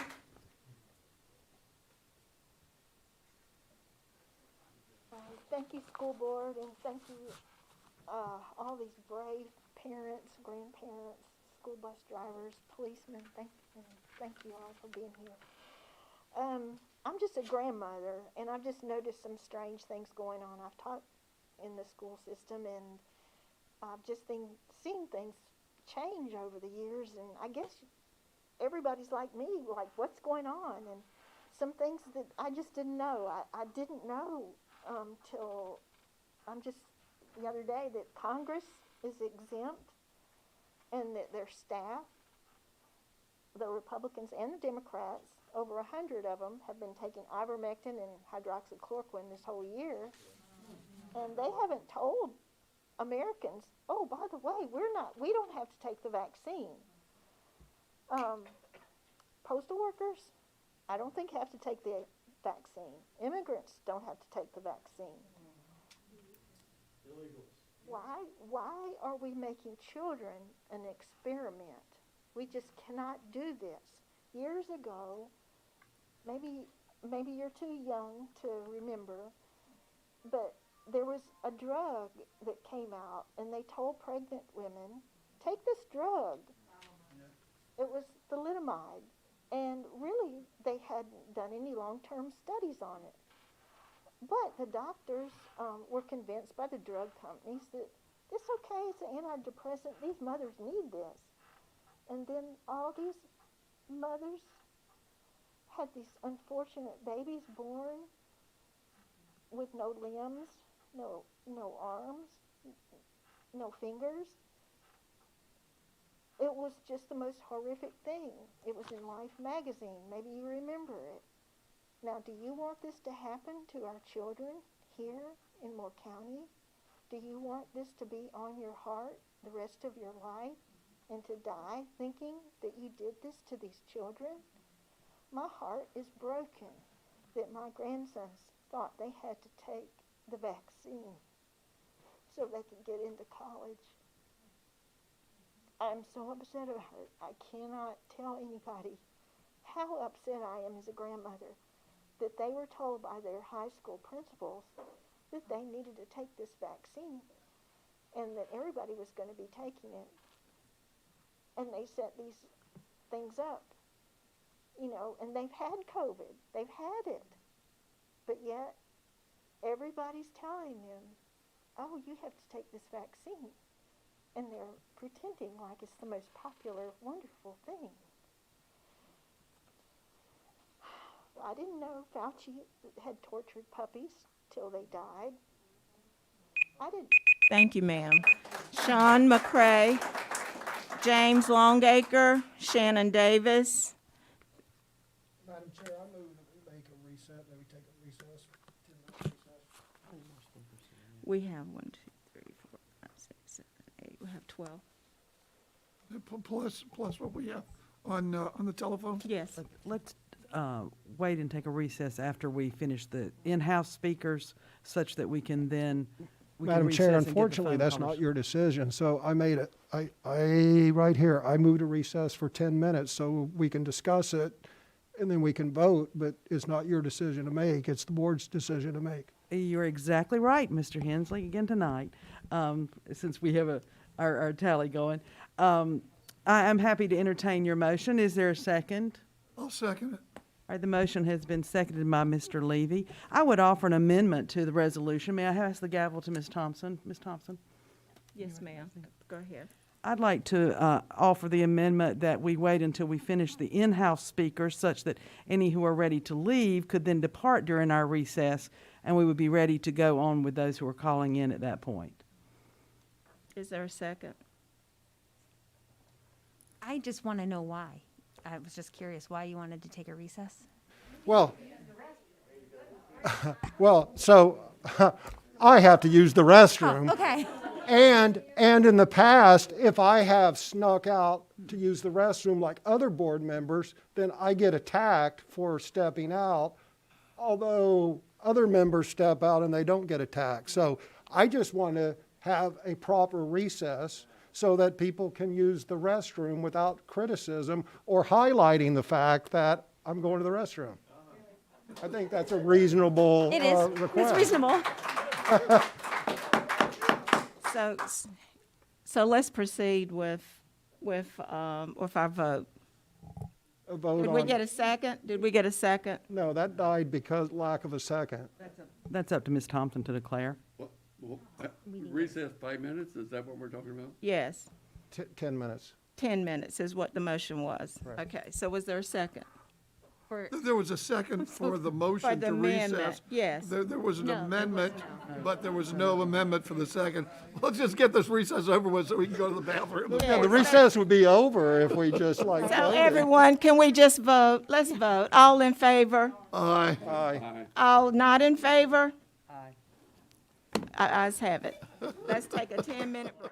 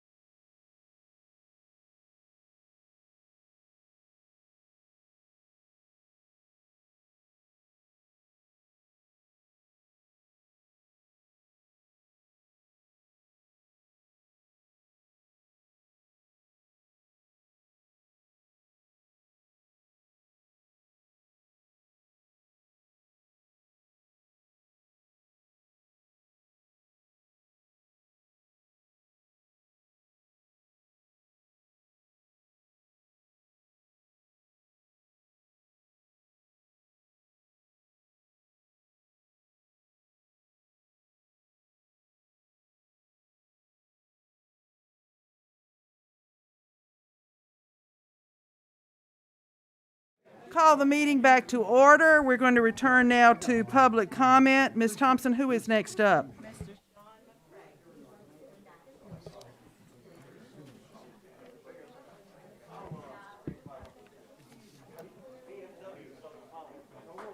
Mr. Sean McCray.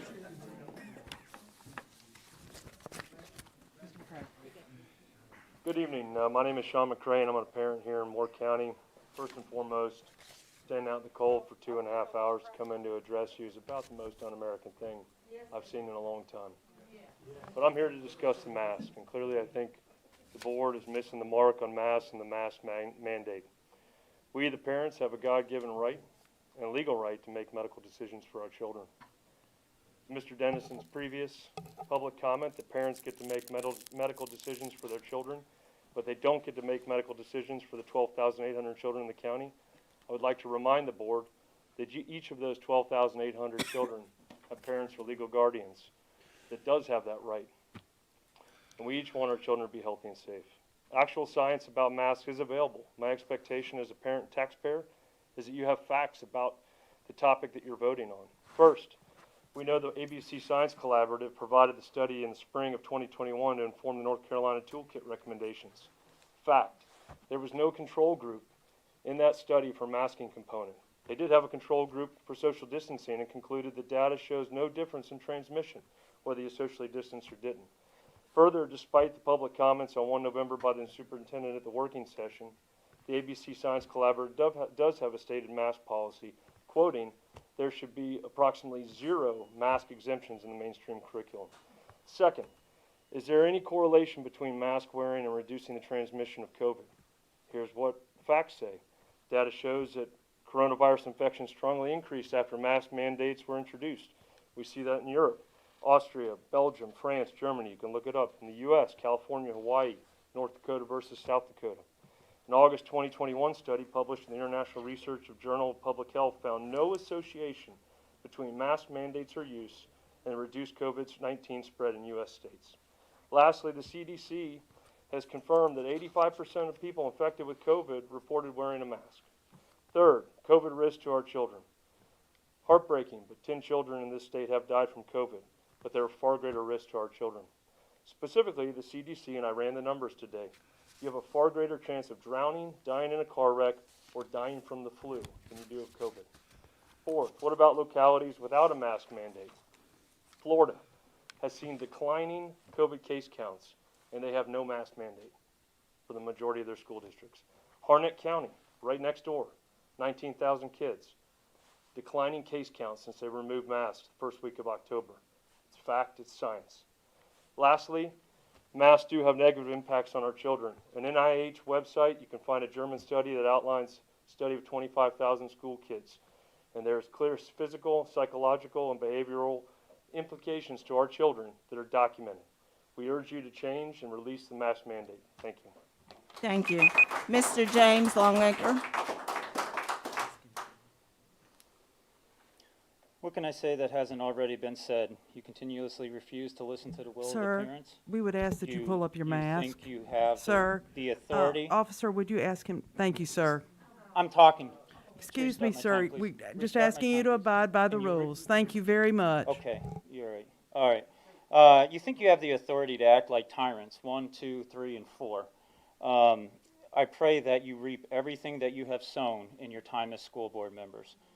You are devoid of moral courage and integrity. May God help you when you start to try to vaccinate my children. I have told you time and time again that your time as elected members of the school board are numbered. That is not up for debate. It's fact. You have been weighed and measured, and the output is anything but favorable. I, like all these other parents, will fight any fight, carry any burden on behalf of my children. If you are parents, I hope not.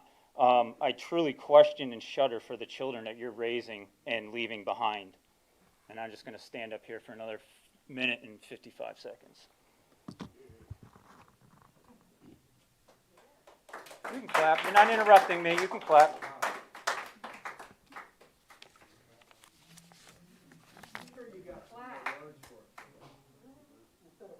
I have nothing Christian left to say.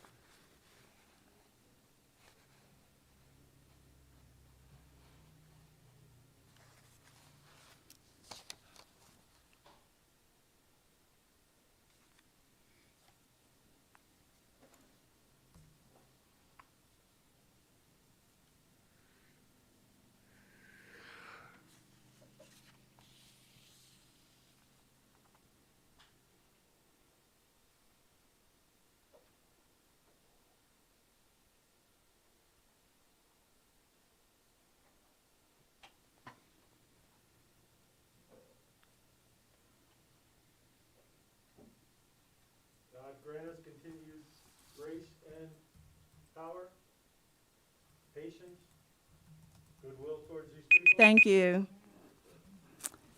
Miss Shannon Davis, Mr. John Grains, Vic Allen, Kristen Nolan, and Lowell Simon.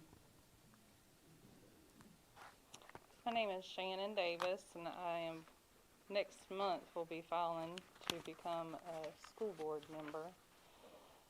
In lieu, I find it ironic that, considering our recent bathroom break, that I had already planned to read to you guys from the the UNC School of Government. The board members are to act especially responsible citizens who are to honor the public trust as they carry out their duties. Their official action should be above reproach. I don't believe that objecting to a restroom break is above reproach. The need to conduct the affairs of the governing board in an open and public manner, including complying with all applicable laws governing open meetings and public records. A public official who is honest, fair, caring, and honors the public trust will honor the spirit as well as the letter of the law. He or she will see openness or transparency as an opportunity to, as an important part of their responsibility. Comparing this board to the Board of Health, I went there to the Board of Health meeting last week, and week before last actually, and we were met with much respect. We were at the Board of Health meeting without our mask on, and they allowed it. With no questions asked, they encouraged it. It was a wonderful atmosphere that we were in, and it was just starkly contrast to tonight. I would like to ask that the board unanimously approve Mr. Levy's resolution regarding communications from the Attorney General and the President of the National State School Board, and would additionally propose that instead of the heightened security and the waste of money that we have for all these people who are here, that we invest our funds on bus monitors where the real violent acts are happening. Give the bus drivers the raises that they clearly deserve.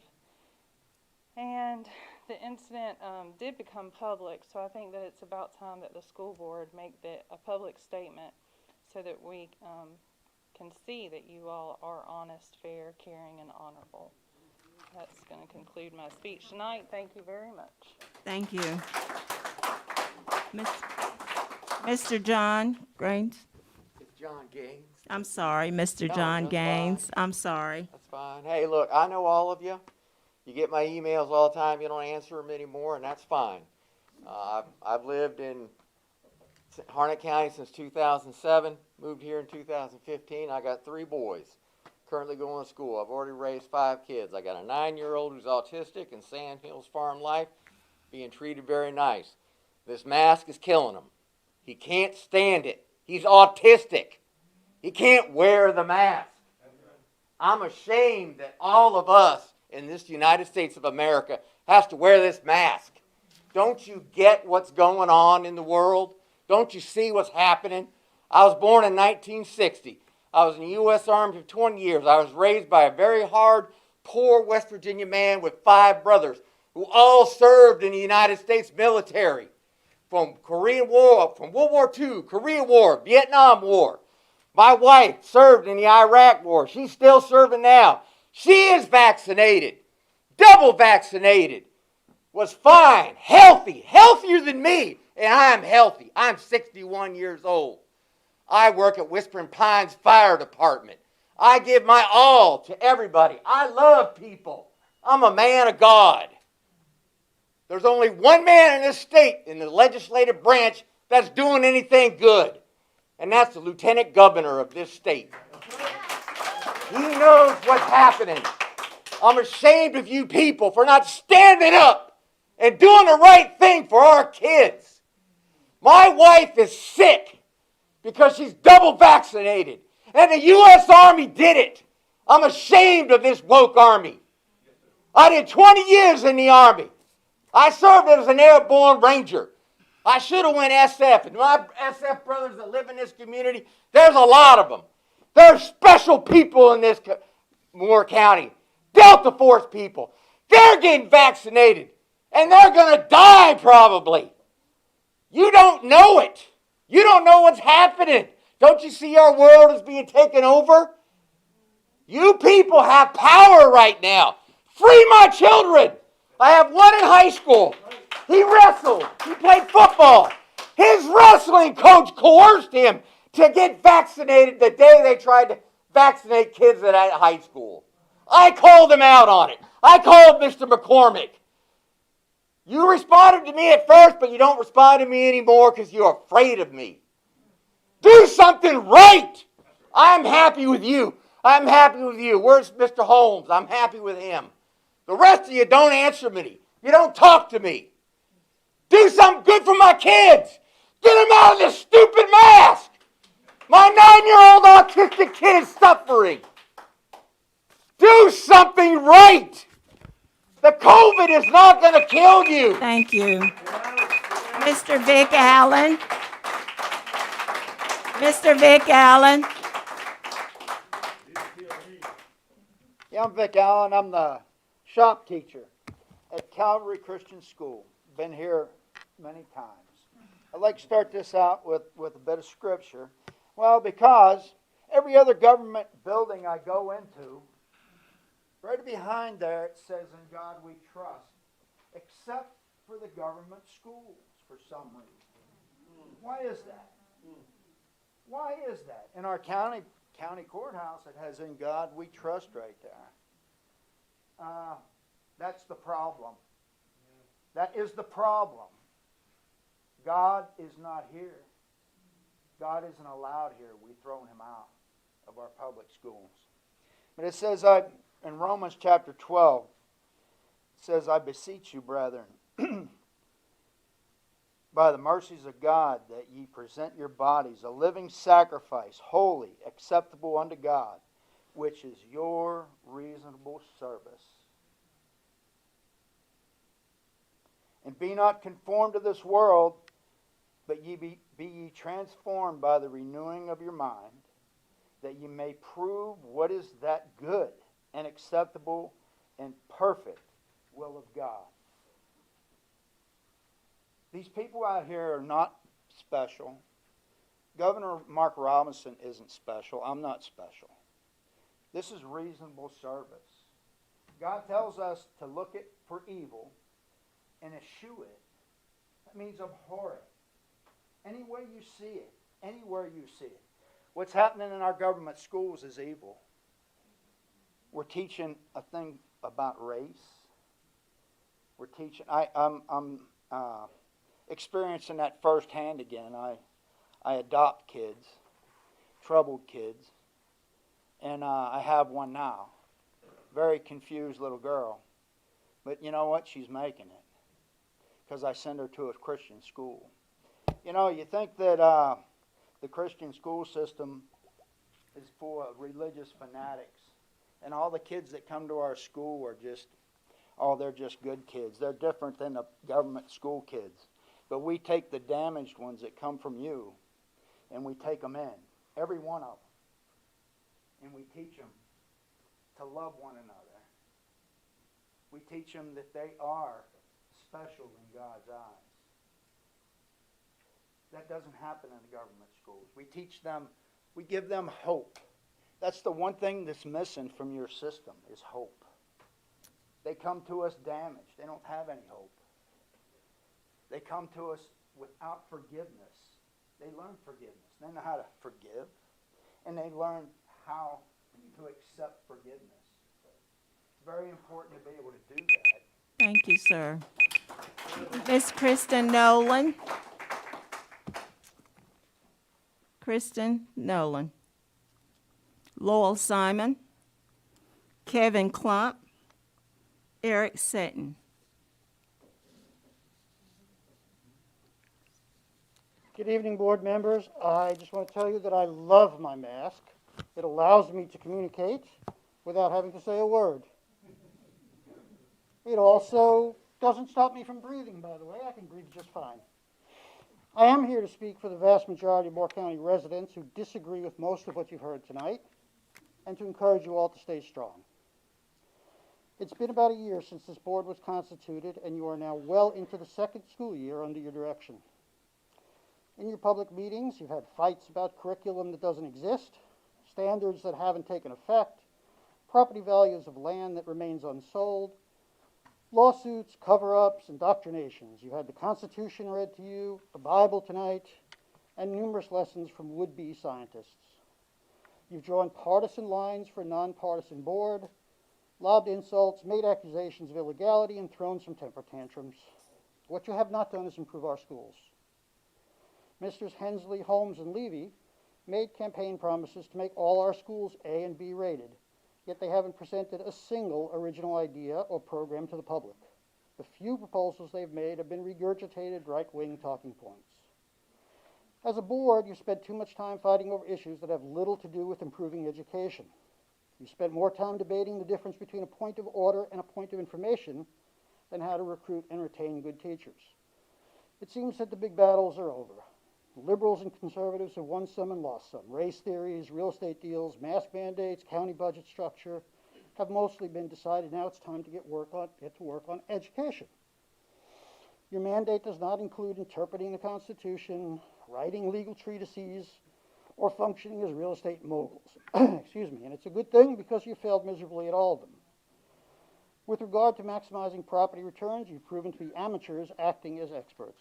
This board has demonstrated a lack of knowledge about real estate law, environmental diligence, property values, and plain business basics. Today, you plan to publicly display your disdain for legal advice. Your agenda has gym construction, a 10-page review of legal deed restrictions, non-scientific COVID discussions, a resolution about conspiracy theories in the Office of the U.S. Attorney General, and a 129-page revision to the school board policies. But not one thing about improving education. Clearly, you need to get out of these hobbies and back into the business of improving education as quickly as possible. In the meantime, let's remember that you really only have one mandate, and that is to effectively and educate Moore County children. Will that be happening anytime soon? Thank you. Mr. Kevin Klump.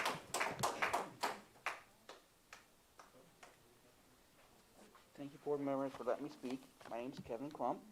I am a TA at Aberdeen Elementary School. I was basically a bus driver at $13.50 an hour. I'm just basically here for one procedure, mainly for the sub bus drivers who are making $13.50 an hour, and I've had basically experience for 10 years, and I looked on the step thing for about, I think it was 20 cents per year, so I should be making $15.50 an hour, and bus driving's okay. I would still kept doing it if I was making $15.50 an hour, or even at 8. I had basically 8 to 10 years service, and I would have been doing it for $15.10 an hour. And I'm just basically putting that procedure out since I was a temporary bus driver, sub bus driver. They can't make any more money with their experience. So I just wonder if you can look into seeing if the sub bus drivers can, with their experience, make more money as far as what their experience is per year, 8 to 10 years. That's just wanted to point that out. Thank you very much. Thank you, sir. Mr. Eric? Hey, my name's Eric Sutton. I have 2 children in Moore County Schools. One's at Academy of Moore, one's at Southern Middle. I would say for the most part, I've been relatively happy over the years with the Moore County system. I am an advocate for public school. I think it is important, the experience that they get at public school, more so than the learning, how to deal with people in general. We had COVID actually brought home into our house a couple months ago. I am definitely against masks. I don't think that was where it was at. I can see your guys' position on the masks. It's a tough battle to fight to not wear masks. I understand that's probably a hard thing to win. But there's a bigger fight coming with this vaccine mandate that's going to get pushed on children shortly. And that is something we have to win. You cannot mandate vaccines for children. That is just, it cannot happen. You guys are going to have to take a stand. The mask thing, it's an inconvenience. But this is people's health. You're gonna have to make a decision and be strong against this, against the world. These are our children. These are the health. We don't know what's gonna happen in 20 years. You know,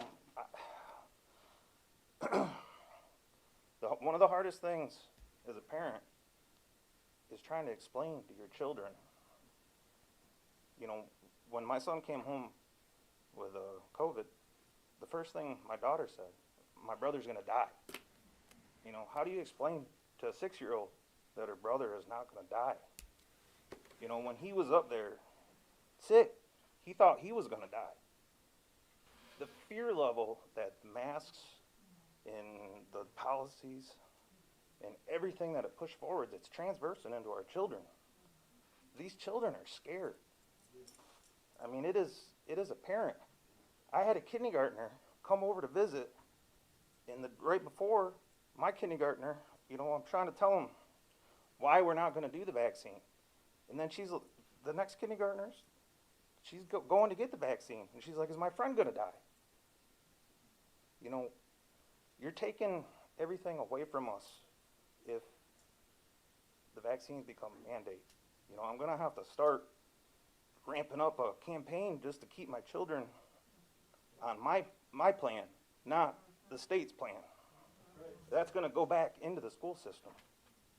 You know, we have to have a choice. It is super important. I hope you guys make the right decision. You know, and I would really like to see your position on a mandate for a vaccine publicly. Thank you. Thank you. Next, we will move to our speakers by telephone. We have Mr. Chris Steiner, Bob Howell, Tony Marzella, and Kevin Lewis. Thank you.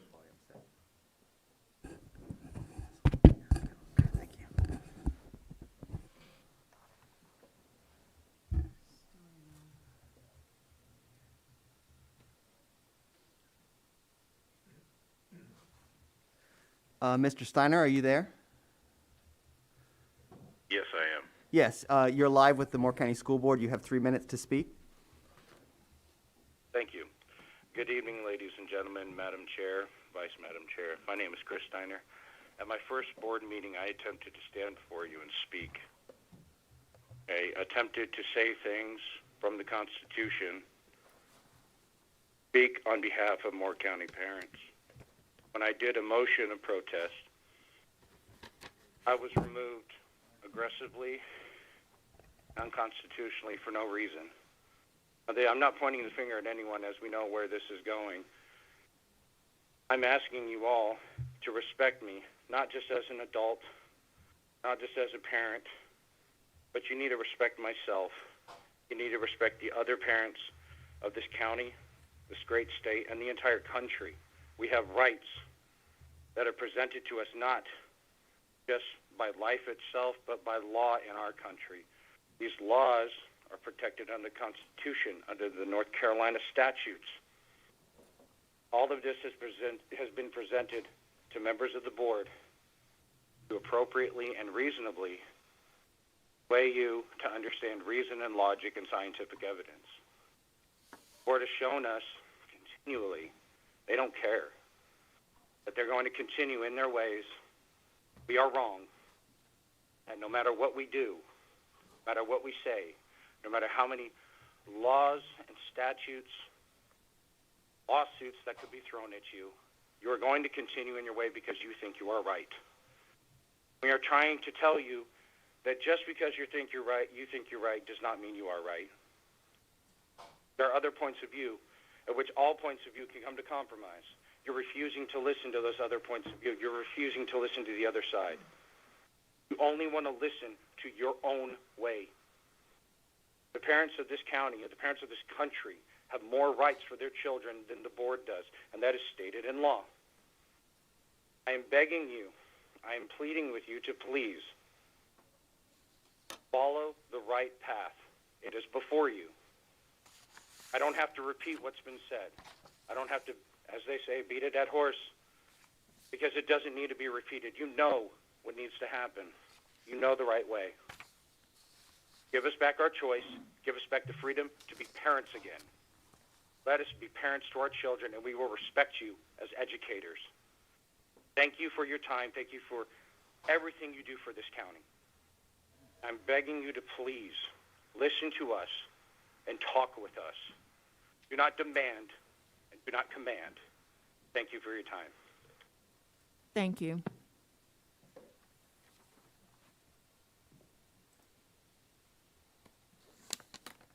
Next is Mr. Howell.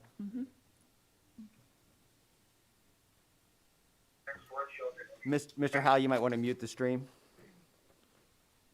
Yeah, we did. Okay, thank you. Yes, you're live with Moore County School Board. You have 3 minutes. Thank you very much. Thank you. Dr. Grimacy, Ms. Carter, and other members of the board, I'll start with what I had written earlier today. I continue to observe with interest the evolving plans for the former Southern Pines primary school property and its sale to the Southern Pines Land and Housing Trust. Over the past month, in response to yet one more complicating amendment to an otherwise straightforward proposal favoring this transaction, attorneys and other representatives of both the trust and the Moore County Board of Education have met, discussed, collaborated, negotiated, and arrived at a mutually agreeable consensus. This evening, the matter at hand is, or was, a particular attachment to the deed, a preservation agreement. Considering that, as the description of this item affirmed, quote, the board attorney worked with legal counsel for the land trust on the attached deed and preservation agreement, end quote, and considering that the superintendent recommends that, quote, the deed incorporating the preservation agreement for the sale of the old Southern Pines primary school be approved, end quote, I hope the board will act deliberately and efficiently to approve this deed and to proceed to a final sale with no further maneuvers designed to delay and derail this project. Well, those last words of encouragement are now irrelevant, at least for tonight's meeting. News of the recent, last-minute lawsuit seems to be yet another tactic to undermine the inspired vision of those who have worked so long and so faithfully for this testament to the history of West Southern Pines and the rich benefits it promises to all members of our community. I and many of my friends and colleagues have, until now, addressed you all in the spirit of hope that you could work together to meet these challenges, but it's becoming increasingly difficult to see evidence of good faith collaboration. Even though this board has voted on numerous occasions to move forward with the sale of the school to the trust, month after month, we've been subjected to cynical gestures of one or another member of this body who is more infatuated by wielding power and striking political poses than in responsibly promoting education in Moore County. I urge those of you who are dedicated to that mission to remain unmoved by these obstructionist ploys. Thank you. Thank you.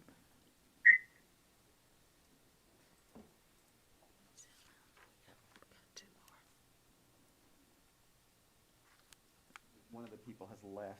The person on the line is Tony M. Okay. And responsibly promoting education in Moore Sir, you might want to mute the stream. I urge all related to that mission. Yeah, you got it. Okay. Yes. Is this Tony M? Yeah. Yes, you're live with the Moore County School Board. You have 3 minutes, please. Thanks. First, a big thank you to Mr. Levy and everyone else involved in crafting of the letter to the Attorney General. This is the type of patriotic leadership that Moore County citizens demand of their elected officials. This is the type of pushback citizens want to see against the tyrannical overreaches of the federal government into our localities. Thank you, and everyone elected and every elected member on this board should support this letter and send it to the Attorney General. Next, make masks optional. Not once has the Board of Health provided fact-based statistics that demonstrate masking children prevents the spread of COVID-19. You and they continue to hide behind the giant overreaching CDC and follow what they dictate. The CDC and our unelected bureaucrats have politicized the science. Therefore, since data is being politicized, return the power back to where it should have always been left, and that is to the parents of the school children. They can weigh the data and the science and then make informed decisions about sending their children to school with or without masks. Number 3, now, masked or unmasked, our kids are still being exposed to material and beliefs that have very evil intentions. I just want parents who are listening to know some facts about the company Panorama and the surveys we use here in Moore County. Panorama is promoting a far-left Marxist agenda that uses tools such as SEL, critical race theory, and others to promote such an agenda. The company is funded by Bill and Melinda Gates Foundation, Chan Zuckerberg, and countless other big left donors who seek to fundamentally change this country. The current president of Panorama is Alexander Tanner, the son-in-law of the Attorney General of the country, Merrick Garland. There is no diversity of thought in any of these programs. These programs, specifically Panorama, seek to remove liberty, individualism, and Americanism. And instead they seek to instill groupthink, collectivism, and a divergence from Western philosophy. Panorama should not be the platform we spend our money on to survey our children here at Moore County. Thank you. Thank you. Is Mr. Lewis on? Okay. Mr. Lewis, are you there? Yes, I'm here. Yes, you're live with the Moore County School Board. You have 3 minutes, please. Thank you. Am I seen on camera or just speak? No, you just speak, sir. Oh.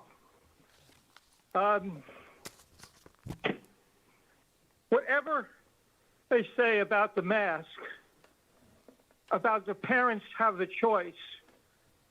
No, the parents don't have the choice because the children who go to the school with the mask authorized by their parents can give into peer pressure from their classmates and take off the mask, and the parents will never know. And I don't understand why that has never been debated.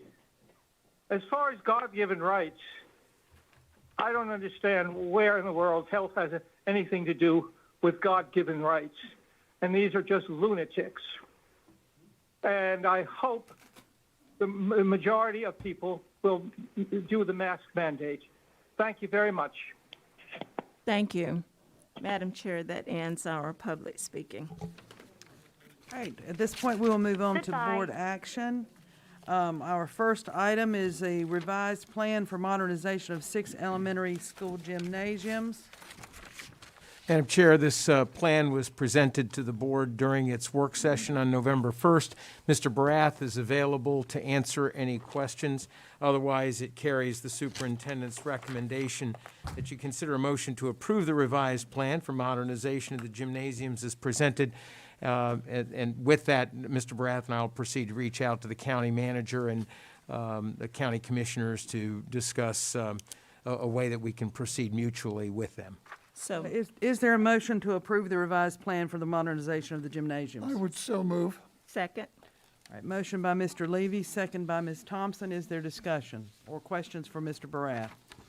Mr. Hensley? Madam Chair, this isn't about the plan because we covered that extensively during the work session. But, you know, in the last week, there's been a lot of discussion about surrounding counties using COVID relief funds to pay bonuses and whatnot. And the board hasn't made a statement on that, nor has no one in the central office has made a statement on that. And these funds, to my recollection, are a combination of bond premiums, which can only go to infrastructure, that we know that, and what's remaining of our COVID funds is not already allocated.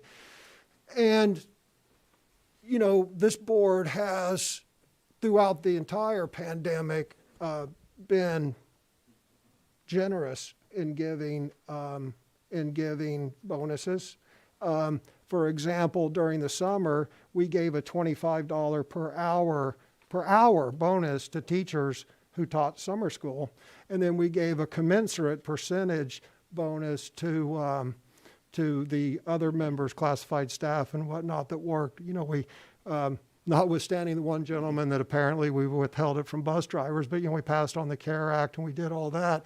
But, you know, if we have a large number of our people, you know, I'm not really sure where I'm going with this, other than saying that if we commit all of our funds to this gym,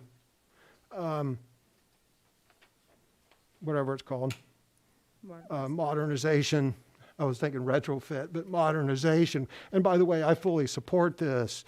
It just, you know, it's going to take away the possibility of using some of these funds for bonuses like surrounding counties would do. And I would submit that I'm happy the other counties are catching up, but we did it throughout the pandemic. And we implemented the classified staff salary pay, and, you know, we're committing to increasing that. But it's, we vote for this, keeping in mind that it's going to allocate the remaining COVID-19 funds that we would have that could possibly go to some of this chatter that I hear about people wanting bonuses. Madam Chair, with your permission. Yes, sir. Yeah, I appreciate Mr. Hensley bringing that up. It's a very valid topic.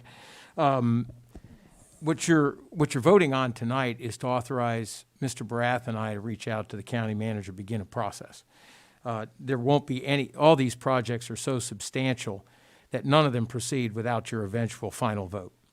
The first three, if you'll recall from last week, and you indicated this, Mr. Hensley, the first $8.6 million worth of work has nothing to do with ESSER funds, which would be the money that we would consider bringing back to the board for evaluation, unless we got so far down the road that we had what we call the ESSER supplant local funds, where we spent the federal dollars on projects that were previously tabbed to be funded by local dollars. Those local dollars would be available. Those would be used for one of the projects here.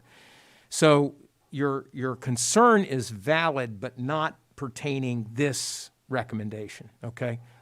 As long as we're there, let's go ahead and clarify as best we can to offer some sort of a statement, because we haven't made a statement, because we're assessing these other school districts and how it is that they have gone about using ESSER funds for bonuses, even though the definition of how those funds are used for bonuses is very narrowly defined in the law. So simply because we have not moved as quickly as other school districts does not mean that this board is not going to get a recommendation. It's just when you get one, it's going to be thoroughly vetted and thought through. And it is our intention to very aggressively evaluate that and bring back a recommendation to the board one way or another, or explain why we're not on the bonuses, what are called the retention and recruitment bonuses. There's also a parallel discussion going on about a mental health holiday or leave day or remote work day, which has disturbed the State Board of Education and their legal counsel so much that they've issued some strongly worded memoranda advising those school districts that there are certain T's that need to be crossed and I's that need to be dotted and worded in such a way that it's pretty clear that they suspect some districts have gotten a little bit ahead of themselves. We don't want to be one of those districts. But that also is being evaluated by our calendar committee. So, but a lot of the pressure that we're getting is it has to be November 12th, all right? And so all we've done is chosen not to allow ourselves to rush in to that, to bring in a conclusion until we've got it thoroughly vetted. And so we're not going to get it done by November 12th. But could we, in December, bring a recommendation to the board one way or another? Yes, we could. But it's going to be thoughtful and vetted. And if we can't, we'll offer an explanation why we won't. But a lot of this bubbled up in just the last month. Just all of a sudden, we got work stoppages. We got everybody needs a mental health day. And frankly, it's not just in education. I'm hearing a lot of other people saying they need mental health days. But we do value our employees. Heard some concerns from bus drivers tonight that frankly confused me. Some things that have happened that should not have happened. And so I need to track some of this down. If there's some confusion, I need to clarify it. If we've wronged anybody, we got to correct it. And we're going to follow up on a number of things that our drivers expressed tonight. What you would get from us, getting back to your original point about recruitment, and it wasn't your words, but I'm helping you with it. Under ESSER, they're called recruitment and retention bonuses. With respect to that, these projects would not figure into that conversation. What would figure into that conversation is your broader ESSER plan that involved the variety of other projects that are not funded by bond premiums. These first 3 gyms funded by bond premiums, you got no option on. This is literally the only way to use that money, unless you decided not to do these gym modernizations and decide to do something else, which also is the board's prerogative at some point. When we come back, if we recommend to you a range of bonuses similar to what we've seen in other school districts, which just sort of kind of popped up here in the last few weeks, we would have to adjust our plan with the state. You would have to approve that, and it's going to involve trade-offs. We're going to have to choose not to do something that we've already committed to doing, and that would have to be a very public conversation before we would move forward. Does that help? Yes, Dr. Grimacy, it does. And let me say an apology to my fellow board member. I rarely ramble. It was just kind of on my mind, and it's like it needed to be addressed if only we're on it and we're assessing it, because there is a lot of chatter out there, and we've done a lot in the past. Other boards are doing stuff now. Part of the assessment is what they did in the past, if anything. So anyway, thank you for that. Happy to do it. If you had not brought it up, Mr. Hensley, I was going to mention it in my superintendent's report. So you can check that one off the list later on. All right, so let us return to the motion, which is that we consider the approval of the revised plan for the modernization of the gyms as presented, making note that this is the first 3 projects on the list, which would be Cameron Elementary School, High Falls Elementary School, and Westmore Elementary School. Madam Chairman, if I might correct that. Yes, sir. Okay, my recommendation actually is for the whole plan, so that when I sit down with the county manager, we're going to present the whole thing. He knows thing. that the board has endorsed the plan, and then we can have some dialogue Correct. back and forth, and we can keep the board informed of how this continues to evolve. Correct. But still, the first 3 are Cameron, Yes, ma'am. High Falls, and Westmore. Yes, ma'am. Are there any questions for Mr. Barath concerning the projects or the direction? I think it's time to proceed Indeed. with the modernization. All right. Seeing no further comments or questions, we can move to vote. All those in favor of the motion to approve the revised plan for the modernization of the gymnasiums as presented, say aye. Aye. Opposed? Motion carries 6-0. All right, we move now to item, which one is this? C, which is we skipped that one, I'm sorry. Yeah. Let me skip over there. C, Our COVID management update. Yes, Madam Chair, detailed report and detailed discussion took place during the work session that ultimately led to my recommendation this month that the school board consider a motion to continue requiring face masks for students and staff in grades pre-K through 12 indoors at all schools and district sites, at all indoor athletic and extracurricular activities, and on all school bus and activity bus transportation, and that this be revisited at your December 6th work session so that you can act upon it again in December. Dr. Locklear is here for any lingering questions. Aside from that, we're at the service of the board to facilitate your discussion. All right, is there a motion to continue to require face masks for students and staff in grades pre-K through 12 indoors at all school and district sites, at all indoor athletic and extracurricular activities, and on all school bus and activity bus transportation? So moved. Is there a second? Second. All right, the motion by Ms. Thompson, second by Mr. Dennison. Are there other comments or concerns? Mr. Levy? Yes. There's something that I wanted to bring up, and it's very, very important that we look at where we're going with this entire thing. Recently, the presidential administration has issued an order And that is, I believe it's currently stayed by Court of Appeals, and we'll see what happens there. But it's likely to go into effect that all organizations, including, as I understand, including school boards, mandatorily vaccinate all of our staff, okay? Or that we have to probably put them on leave or something like that. Alternatively, those who are not vaccinated would have to wear masks, and they would essentially, the people who were vaccinated under this particular order would not be wearing masks. So where's this going? One of the things that Mr. Simon actually said, which I wrote down here because it's very, very important. He said, "My mask allows me to communicate without saying anything." He's right. This mask it's not medical, it's political. It makes a political statement.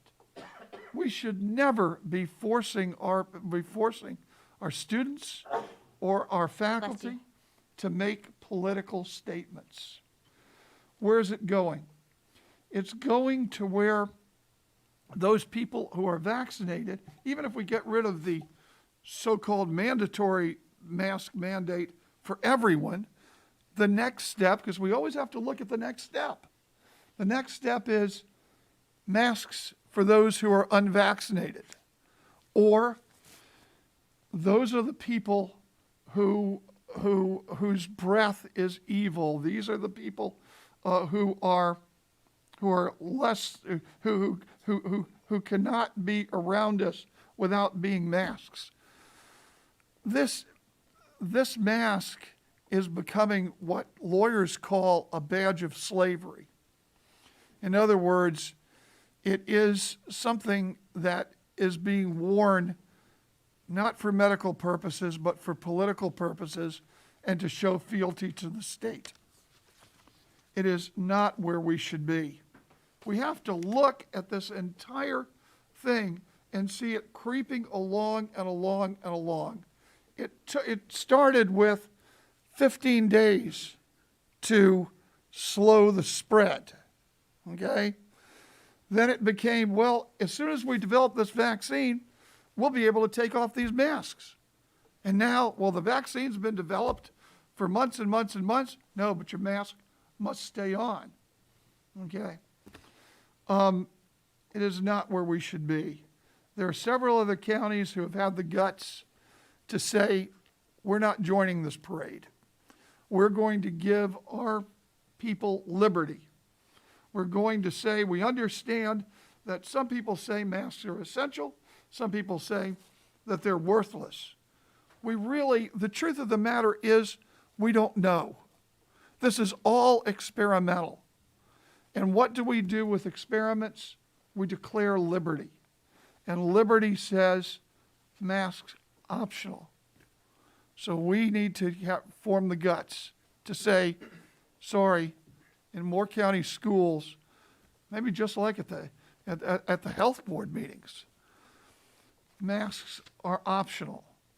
That needs to be where we're going, because otherwise we're just like lemmings going down the road to a situation that none of us thought we would be in just 18 months ago. We've got to stop and give our people liberty. I'd submit. All right, thank you. Are there other comments or concerns? Sure, I'll go ahead. I wasn't going to say anything, but I just have a couple brief remarks. One is when in the past, whenever we voted for masks or whenever we talked about this, part of the justification was, well, the surrounding counties have all changed to masks, so therefore we must change to masks. Well, I heard today from a speaker that Harnett County, which is a neighboring county, made masks optional. I don't know if that's true or not, but I know for a fact that Stanley County just made masks optional because they did it in conjunction with replacing 4 of their school board members, and then they made masks optional.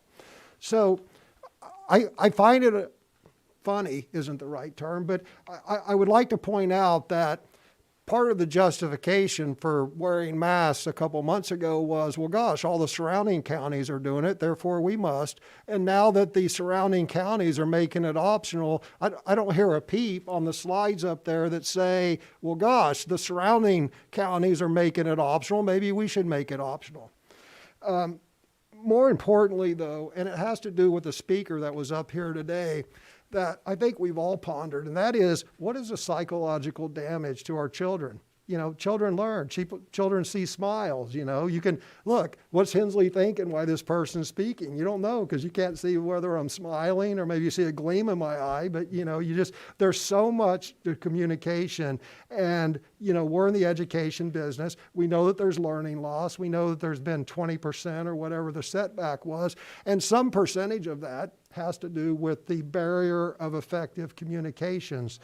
So, look, we can belittle this. I mean, we can talk about it all night long. I can tell you this, though, is government program after government program, they rarely look at the costs of something that they implement, whether it's a regulation having to do with masks or, we're getting away with our coal plants or something. Especially the federal government at all levels doesn't look at the cost, the true cost of what they're implementing. So that's all. Thank you. Ms. Caldwell. I was just going to add, the speaker was right about Harnett County being optional.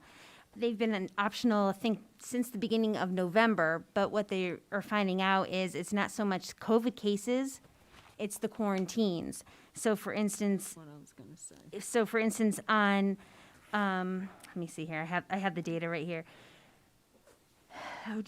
They went from 12 to 21. This one actually dropped. It went by school, but like 15 to 13. Some went to 33 to 35, 6 to 14, and I'm talking about November 8th to I'm sorry, November 5th to November 8th. They have that chart kind of flip-flopped. Anyhow, so to me, it's always been about quarantines. It's never been about what other counties are doing. It's always been about how can I keep these kids in school learning, whether it's with a mask or without a mask. I just want them there to learn. That's what it's always been about for me. And then I think that's all I had. And I just want to add to Ms. Caldwell's point is that it's not just our students. It is some of the bus drivers that we have heard from, the teachers, custodial staff. It's all inclusive. And some of those individuals have said loud and clear that they want to keep masks mandatory. And I agree as well. I feel like if we made optional masks, I think it would increase our rates of quarantine, especially now as we get to our Thanksgiving holiday and return back from our Thanksgiving holiday. In the past, we have found that after those breaks that students and we have had more positive cases coming back. So I just think we just need, for right now, we've done amazing keeping everybody in school. I know of a county that I work in to where they actually had to close 2 schools simply because they didn't have enough teachers. A lot of them were in quarantine. So I just think at this time we just need to just keep mask mandated. Thank you. Any further comments? All right, seeing none, we'll proceed to vote. The motion is to continue to require face masks for students and staff in grades pre-K through 12 indoors at all schools and district sites, at all indoor athletic and extracurricular activities, and on all school bus and activity bus transportation. We must, by law, revisit this at our December work session. All those in favor, say aye. Aye. Opposed? No. All All right, the motion carries 4-2. Can I say one thing too? This is just for Seth. Can you look into, someone brought up about speakers and, that it was in the ABC, and you may know, but it was in the ABC guidelines that speakers didn't have to wear masks. Can we? No, ma'am. That's in the toolkit. In the toolkit. It's been there all along. It's a recommendation. Okay. I'd leave it to the board because the board makes that decision for its Okay. own meetings That as may a be something to majority. consider But for next month. that's a recommendation, and the only thing from a science standpoint is that if the choice is for the meetings to be conducted in this room as small as it is, if that's the choice going forward for whatever reasons, in my recommendation was for security reasons, but, you know, I submit to the board on that, that if it's here, then you've got a closer proximity than you would if you were in an open auditorium, which would be an advantage to being in an open auditorium. Okay, so it is a recommendation, not a mandate. Okay, well, that's Okay. good to know. And I might add that we had a vote on it at one point in time. But I'm more than willing to revisit that vote because it seems like we're probably the only entity that I've seen which masks a speaker. So think about that. All right, thank you. All right, we'll move now to item 6D, the endorsement of the optional COVID-19 diagnostic testing program.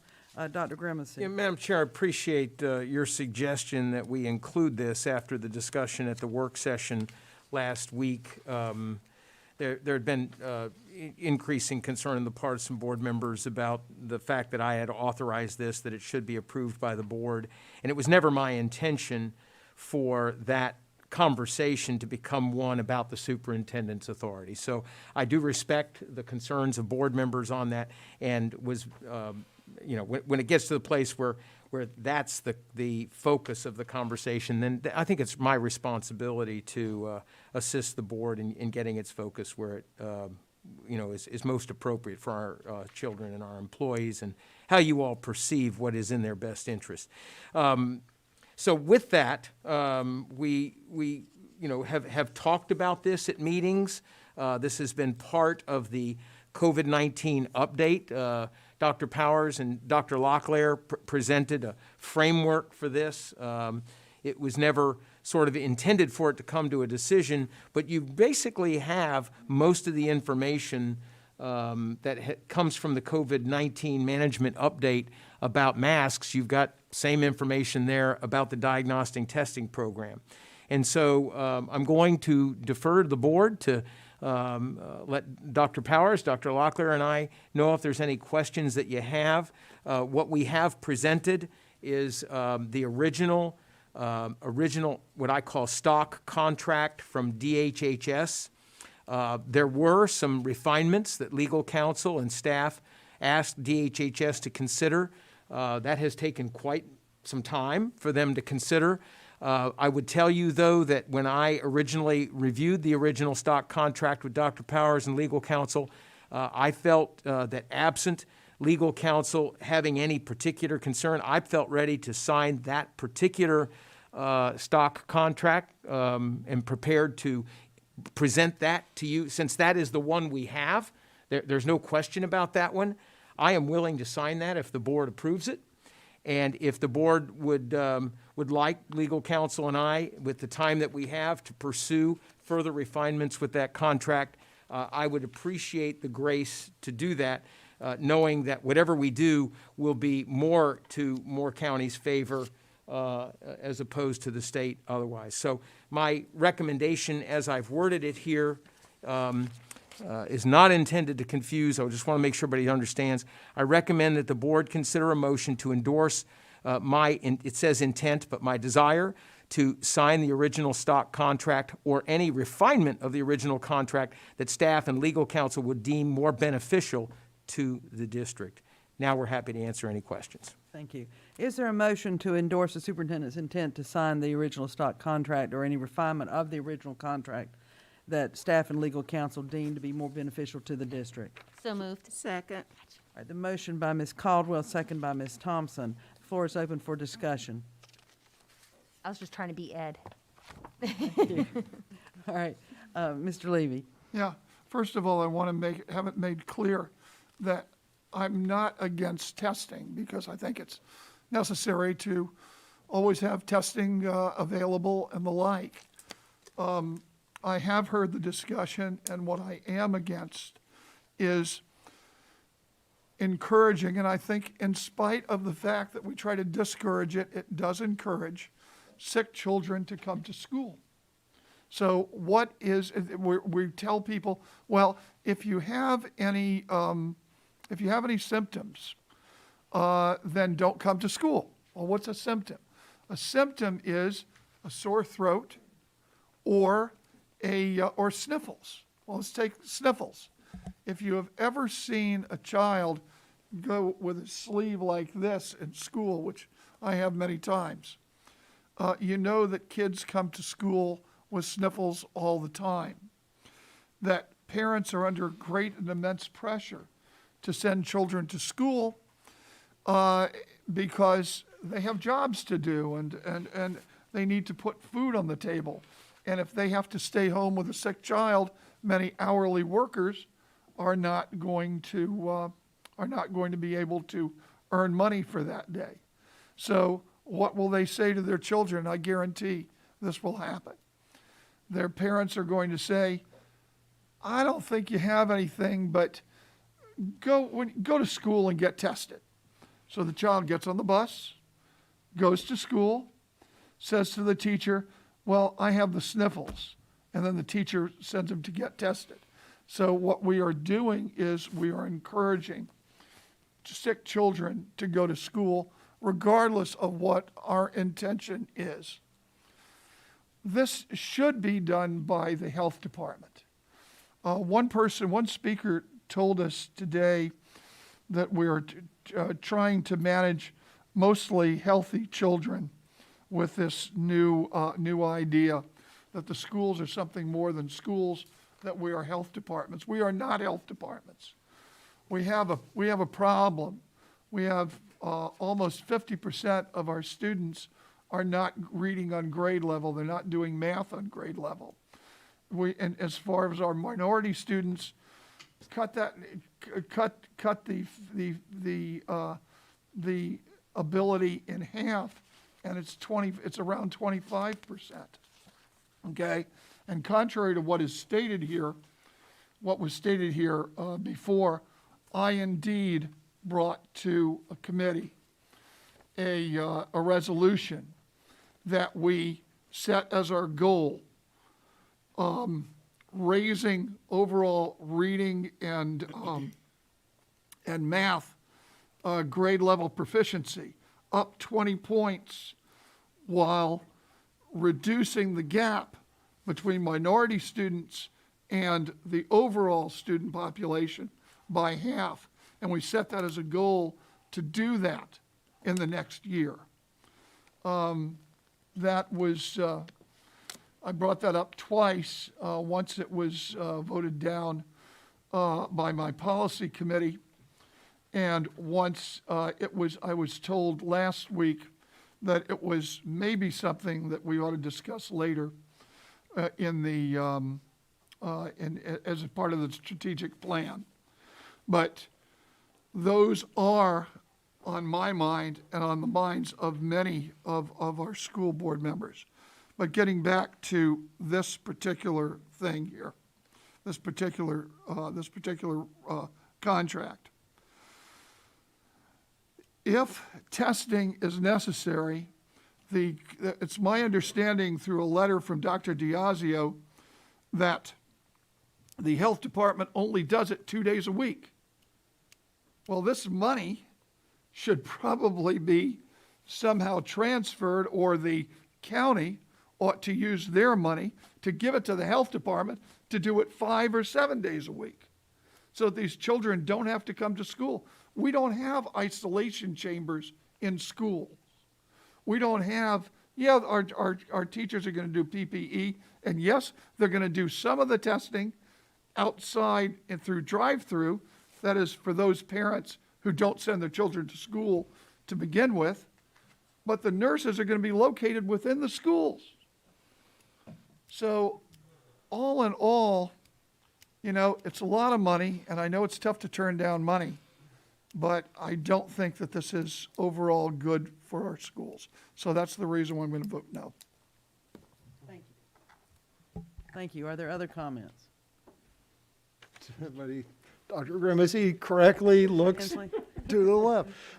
I just jotted down my objections, and they pretty much mirror Mr. Levy's, but just reiterate a couple of them. First of all, there's a difference. So Moore County Schools facilities were used for the health department, used to give vaccines. And although there were some notification issues, you know, that is an appropriate use of Moore County Schools facilities because we weren't conducting the clinics. There's a difference. If we're conducting the clinics, then all of a sudden we've crossed the line to endorsing it. And we're not in the medical business, we're in the education business. And from here on, what I'm going to say pretty much aligns with what Mr. Levy said. You know, Moore County has a health department. They're the people who do testing. As I said during the work session, I don't see the health department rolling up their sleeves and helping us drive buses or be bus monitors, but I see us falling all over ourselves to be doing part of the health department's job. And I don't think we should do the mission creep. And just like Mr. Levy, if I went out and if I looked out and I saw A and B rated schools and I saw 95+% of our students and young adults at reading and writing proficiency, then maybe we could do some mission creep. But we got to get our fundamentals down before we start branching into all sorts of medical science. So for those reasons, I'm going to be voting against this. Are there other comments? I'd just briefly like to add that one way we make progress in those scores that Mr. Levy and Mr. Hensley just referenced is by having children in the classroom. And one way to have them in the classroom when they have been sick is to very quickly rule out whether or not they have COVID. Because if they have COVID, the health department is going to quarantine them. By our allowing testing to occur at a parent's request, and only upon a parent's request, we can return those children to the classroom much more quickly than if they're waiting on the once or twice a week testing from the health department. So not only are we providing a service to, say, the parents in Westmore who are a long way from that Carthage Health Department, or the folks down in Aberdeen who are a long way from the health department. They have access to it on the school grounds. We're going to eliminate children who are quarantined because we're going to be able to, at their parents' request, rule out COVID by testing them. At this point, are there any further comments? Just one briefly. If a child comes in and is tested, and then while awaiting the test, the child is quarantined, we're actually going to be increasing, in my opinion, some quarantining of children. So that, I think, we have to also take into consideration. You know, the child comes on the bus and says his sniffles and says, "Well, I'm going to be tested." That's at 8:30, 8 o'clock in the morning or so, and so his parent, of course, being at work, now we've got a child who has been tested, but we don't have results. Well, that child has to be placed in isolation, okay? And that child now literally has to be quarantined. And where's the place of quarantine? In the school. So overall, it's a bad idea. We wouldn't be quarantining students at school, would we, Dr. Powers? No, if a child was symptomatic at school, they would be sent to the isolation room. Every school has an isolation room, has had one for a year and a half. That's where the children stay until they're evaluated by the nurse. The parents called, the parent would come to pick them up, and they would go home to await. If they're tested, they would go home and remain to await their test results. If they're positive, they would then isolate at home. If you're exposed to a positive, you would quarantine, and of course that would happen at home.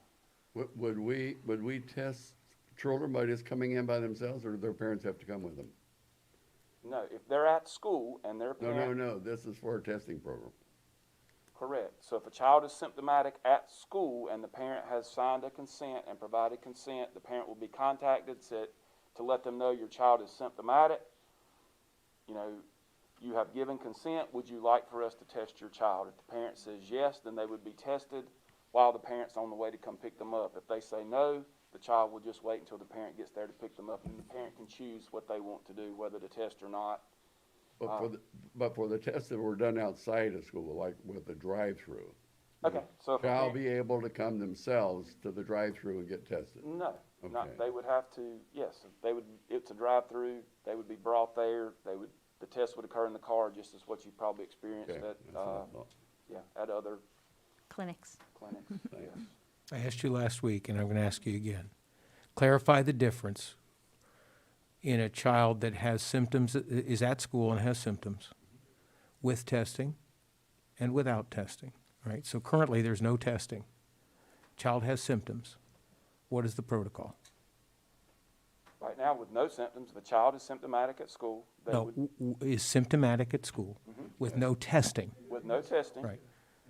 Correct, they're going to go home.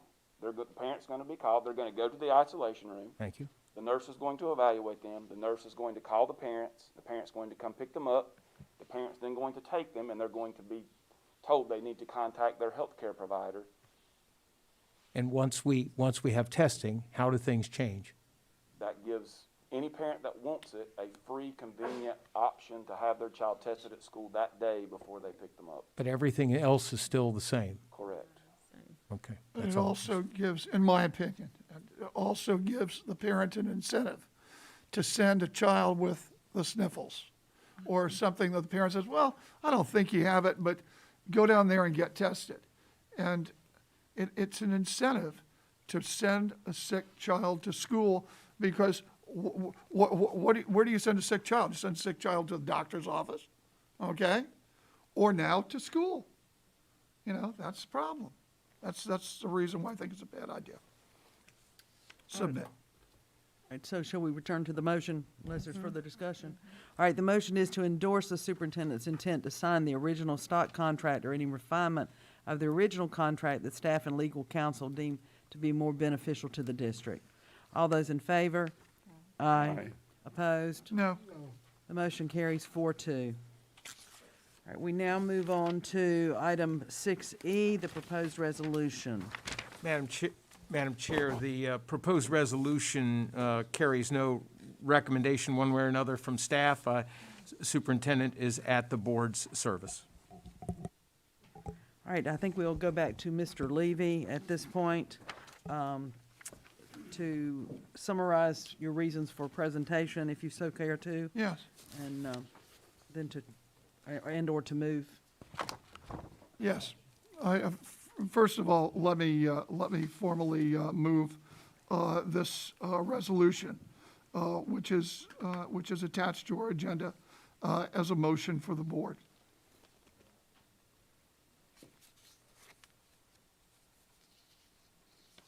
Is there a second? Mr. Hensley?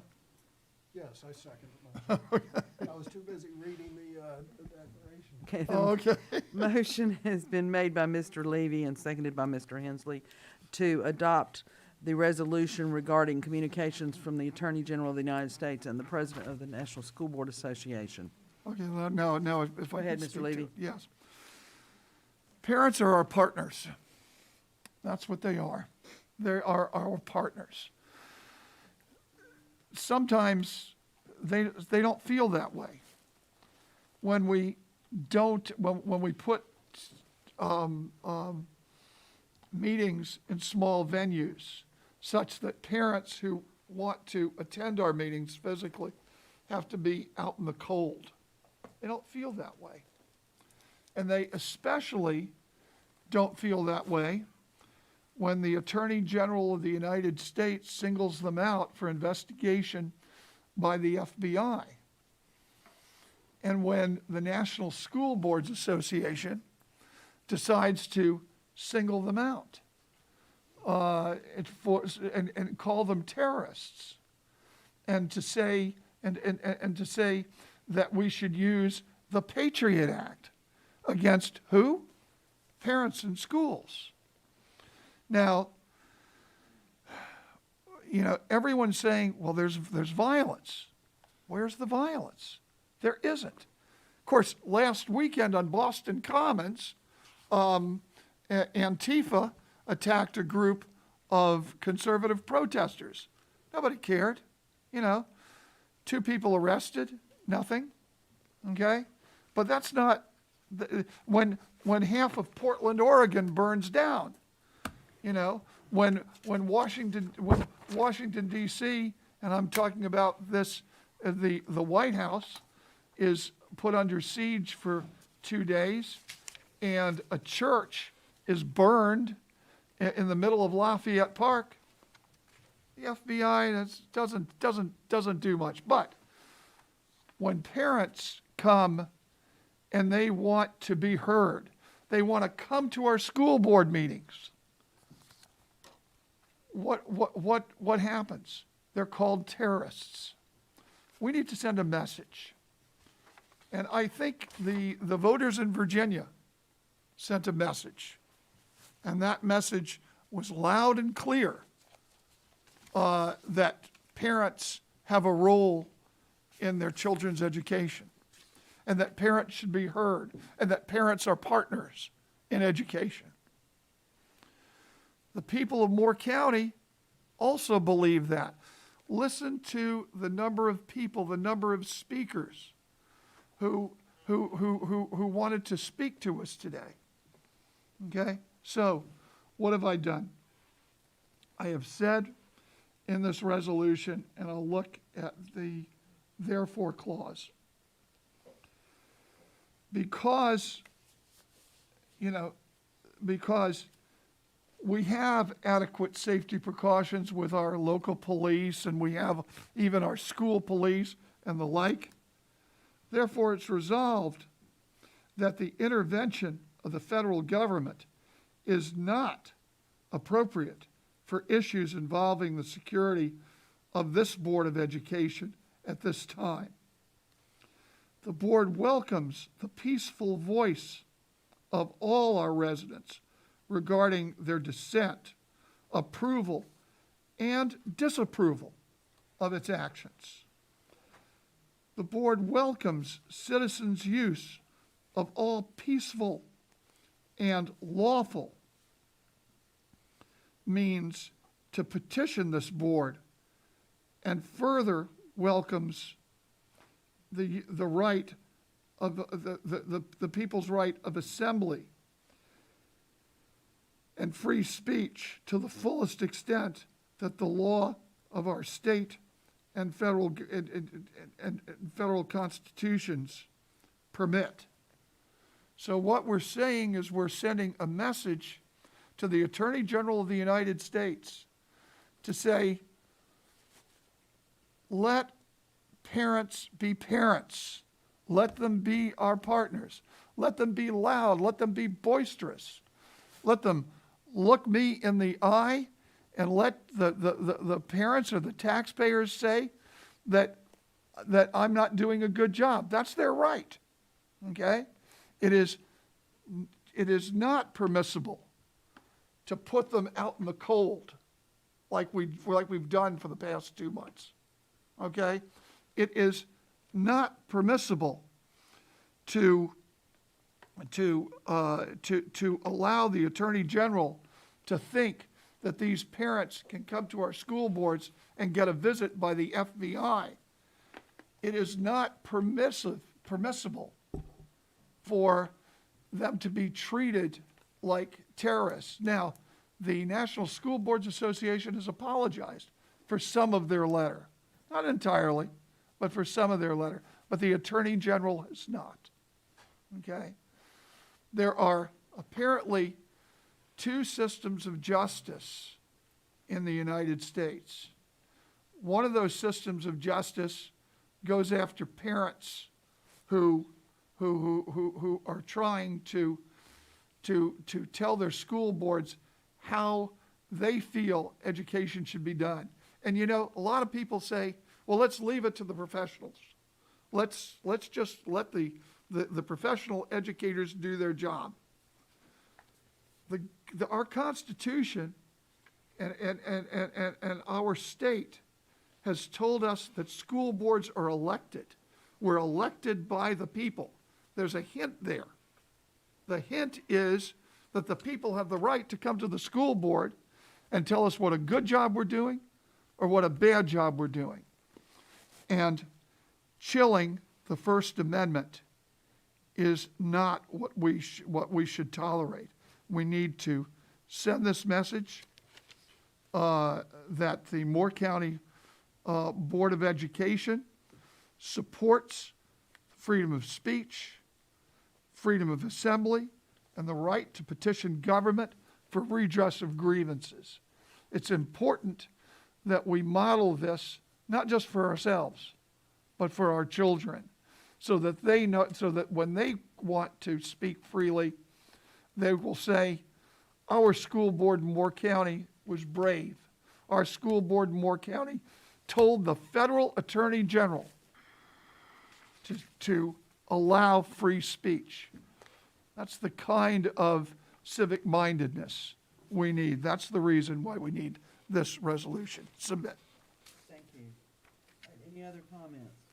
I would just like, no, it's on. I would just like to add that I think we still give everybody a freedom of speech. That everyone came here today and they said exactly what they wanted to say. Whether it was good or bad, they said it. So I don't think we're denying them of that. Maybe denying them of a larger venue right now just due to safety protocols. But I still think that we give everybody the opportunity to say what's on their mind. Any other comments?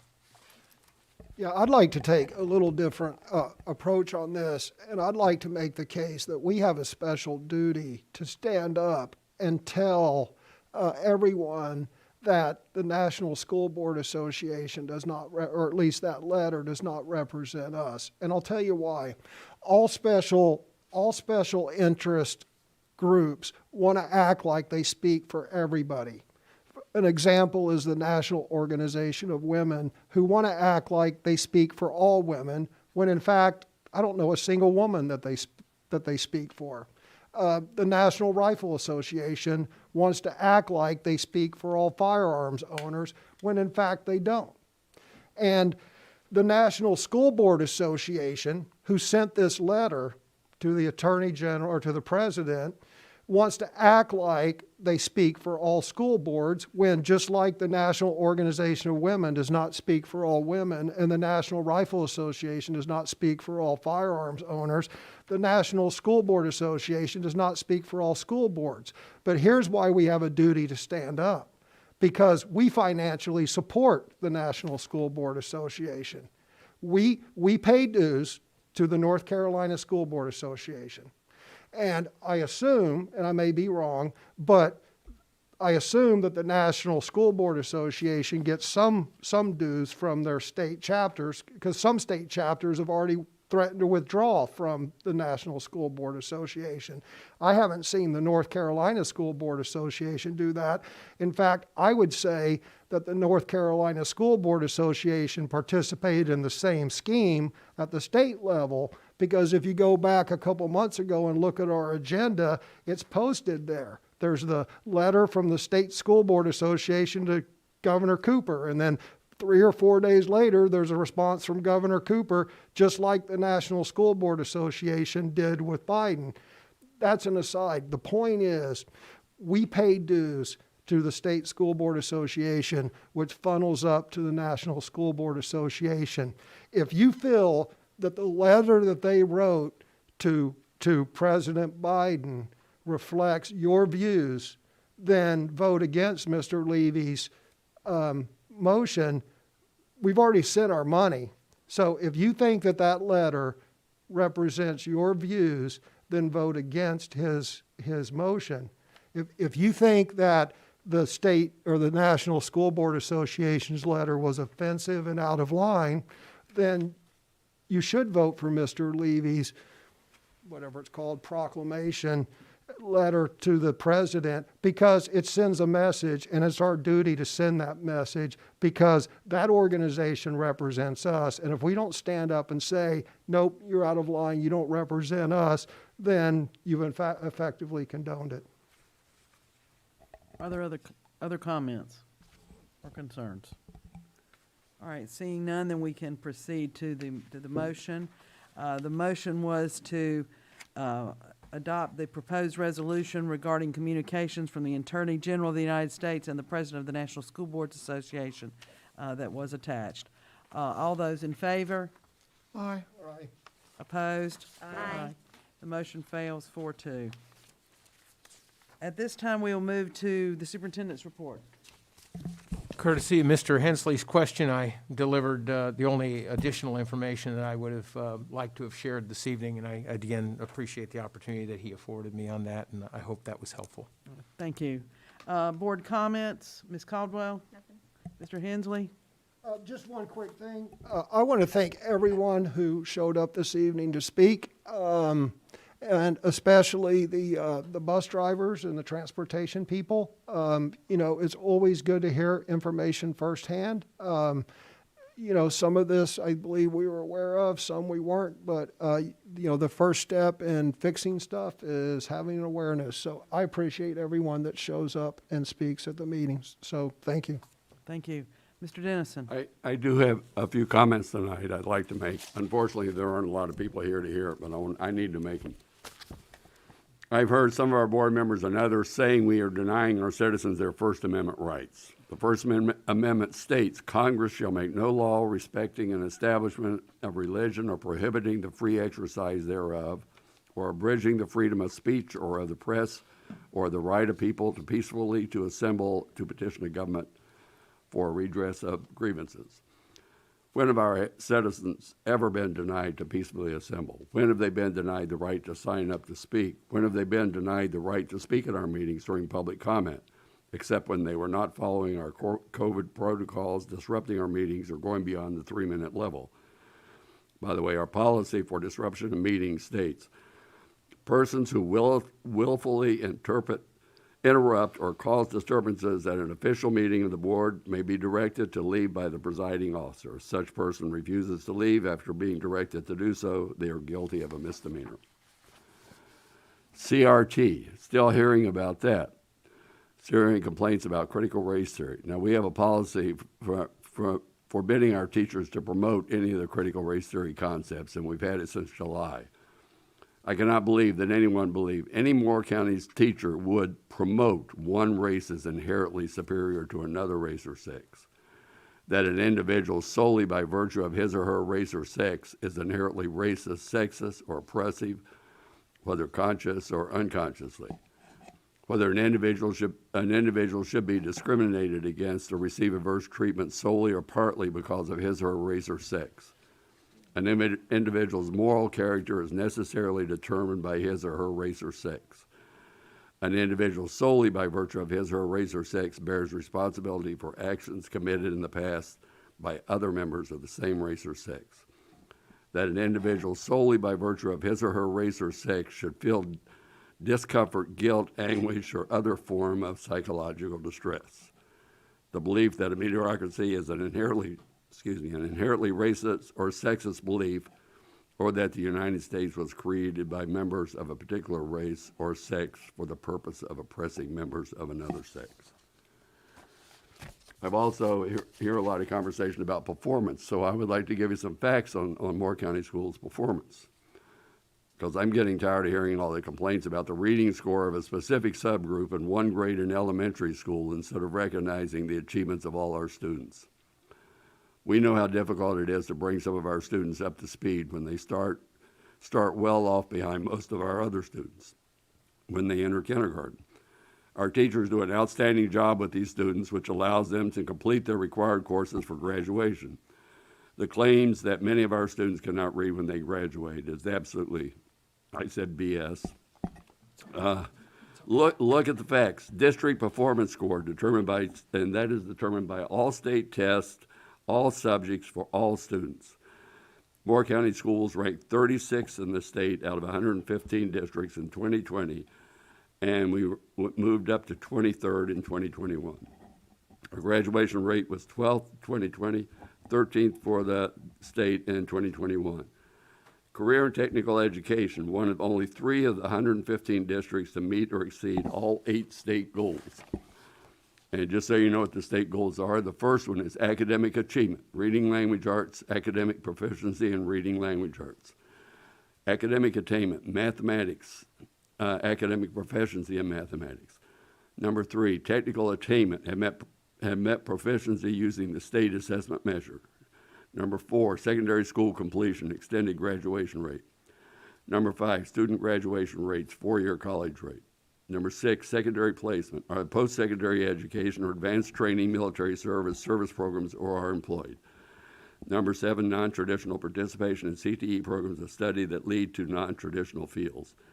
Number 8, non-traditional completion, completed a program that leads to employment in non-traditional fields. 3,923 CTE credentials in 2019 before the pandemic, which was the 634 increase over what we did in 15-16. So please don't be misled by those attempting to give the impression our schools are not doing a good job. Our schools are not doing well in order to get more of their life-thinking friends on the school board. And Bob, the reason I voted against your resolution was that you had a lot of misinformation there. You were giving people the idea of things that were happening that were not true, and I won't go into all the details of what's really what, but that's it. That's it for me tonight. Thank you. Mr. Levy. Yeah, Ed, I respect your opinion, and I understand that you do have the right to vote the way you did. And I want to address you in one respect. We're all proud of Moore County Schools. Moore County Schools is doing a good job. We could do better. That's all I'm saying. We can do better. Now, one of the ways that we can do better is to adopt my resolution that I have been trying to get adopted, and that is that we set a goal, not mandated or whatever, but we need a goal, and that goal is to rise 20 points in our overall reading proficiency and our overall math proficiency, and that we cut the gap between minority students and the general population by half. Because unfortunately, where we have 50% of students reading at grade level, and some schools is actually much, much less. But when we have 50% of students reading on grade levels, then you look at the minority students and it's 25%. You cut that in half. Now, we're doing a good job, but we can do better, okay? My other resolution is that we have every single parent who has a child who is reading or doing math at below grade level, that parent has to sign an acknowledgement. And that acknowledgement says, I understand. It's very simple. You know, sometimes we give parents lots and lots of information about their students. We need to simplify it a little bit and to say, I acknowledge that my student, my child, is reading at below grade level, and that those children, which in some cases 50%, that we take some of the enrichment time, and we say, no, until you're reading at grade level, until you're doing math at grade level, your enrichment is going to be an intensive math or an intensive reading program, okay? Last thing is we need to lower our student-teacher ratio. I had suggested 15-1. Some people say that's crazy, and it probably is. But that's a target, okay? At the very least, we need to obtain the funds so that we can have grades 4 and 5 at the same ratio as grades 1 through 3. Those are the things, and those are the targets that I wanted to put in our policies. For various reasons, the committee said no to that. But I'm going to be bringing it up for more portions as we discuss our strategic plan. I brought it up once again during our school improvement planning. Okay? So we need to concentrate on many things, masking and the like. We also need to concentrate on getting these grade level performances up and setting targets so that next year, when we start to evaluate, we can say, you met your target, you didn't meet your target. And we all need to know what those targets are, and the public needs to know what those targets are. And we also have to understand, and hopefully the public understands as well, that we've had COVID and that we have an even higher mountain to climb because we've lost a lot during COVID, and we have to recognize that. So there's no miracle, there's no magic wand, and I'm not going to sit here and tell our teachers how to reach that goal. All I want us to do is set the goal and give that to the superintendent and to the teachers to say, meet it. And we're going to hold you accountable. That's what a board does. Otherwise, I wanted to very much in this Veterans Day week, once again acknowledge our veterans and the work that they do for our country, and to thank all of our not just our veterans but also our active military who make such an important make the school work and are such an important part of our school community. So I thank you. Thank you. Ms. Thompson. I just have a couple of comments. One is Mr. Levy took my comment regarding acknowledging our veterans, and I just think it's just a good time just to recognize our community and certainly our Moore County school staff who are part of that, our veterans. And also, I agree with Mr. Hensley. I appreciate our school employees feeling that it's okay for them to come and express their concerns without any kind of repercussions.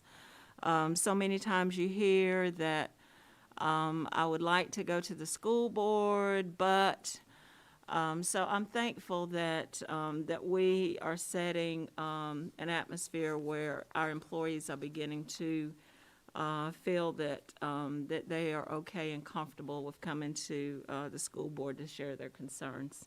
Thank you. Thank you. I wasn't going to make any comments, but I want to respond quickly to something that surfaced during the public comment period tonight, especially near the end, and that was concern of parents about an immunization program within our schools. And let me preface this by saying we've had absolutely no talk about an immunization program within our schools. We enforce the guidelines mandated by the state now, which every child receives certain vaccines prior to beginning kindergarten, but we've had no discussion, especially not as a board, about COVID immunizations. I have 5 grandchildren that attend the public schools. This weekend, 2 of them received the COVID vaccinations. They received them because their mother and father decided they wanted them to have them. I have 3 other grandchildren who attend our schools, and they are not vaccinated. And they are not vaccinated because their mother and father decided they didn't want them vaccinated. In neither case was the decision mine. And I just want to assure parents that in all of their cases and for all of their children, I truly do not think that decision should be mine. If parents want to pursue vaccinations for their children, I think that's something that doesn't call for us to weigh in on it. Masks are non-invasive, and a vaccination would be an invasive procedure. And I, for one, am not qualified to make that decision for parents. So I just wanted to go ahead and comment on that because one of our speakers said, no one has ever weighed in on this. Parents have to decide that for themselves. So. Let me add one thing, just to correct. And I know since we do have Seth and and Mike, they can kind of bounce off of this as well. But I did want to tell you, Mr. Levy, that we do have personal education plans for each student that's below grade level for reading and math. And parents have to come in, we have to talk to them, and they have to sign it. So we do have something like that in place, and correct me if I'm wrong. But, and also, kids miss enrichment because they have to, if they have a lower, and I'll admit it, my daughter, because she has a IEP, she has to go into a special reading class, and she misses her photography class, and she hates it. But I tell her, it's because you need to bring up that grade, bring up that score, and you can go back to photography, and that's a goal for her. So they do have that. I specifically asked staff whether, and I had a phrase that they had to sign. I specifically said, do they sign and acknowledge that their children are not reading at grade level? And the answer was no. And I distinctly, I think I asked that twice.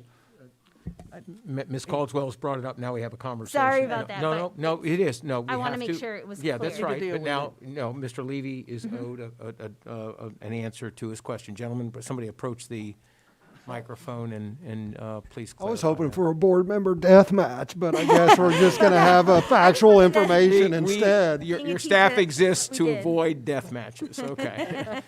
Dr. No Locklear, death please match. clarify the conversation. Yes, that was a conversation that we had in Board Policy Committee that I joined in on, Mr. Levy. The PEP process has changed a little bit recently with MTSS, multiple tier systems of support that's come in. There's now intervention letters that are required to be sent, and PEPs are a supplemental to that. Personal education plans can still be a supplemental. They're no longer required, but the intervention letters are, that outline these are the interventions your child is getting, and those are required by the state to be sent home. Well, we sent those home along with report cards, and there's parent conferences that are held. There's lots of communications held. You asked me the question, are those signed and required to be signed by the parent? No, That that's is, not. Now, that- these letters also go in their cumulative files for their student, and there's additional systems and processes that we discuss in committee that our teachers and our staff work with parents to make sure they know what's going on. Don't doubt it, but I had asked that, because they get these long letters and it's a lot of explanation, and sometimes they set it aside. Sometimes, quite frankly, I'm sure there's an understanding or language problem. Maybe if it's set in their own home language, that still it's complex. I had suggested one phrase. Basically, I understand that my child is reading below grade level or doing math below grade level. I must talk to the teacher about this. I'm paraphrasing here. Sign, return. That we need to get parents involved and engaged, some of whom are very, very reluctant. And that is part of what I hope we will do. And I hope we can get together on that. And because I think, Ms. Caldwell, you and I both agree that there's a need for something, and maybe we can all get together and do something about it. But and I appreciate your effort as well. Yes, sir. All right, thank you, Dr. Locklear. Sorry. I think that wraps up our comments. Is there a motion? Madam Chair, move the meeting be adjourned. Motion by Mr. Dennison, second by Ms. Thompson. All those in favor? Aye. Opposed? The meeting is adjourned, 6-0.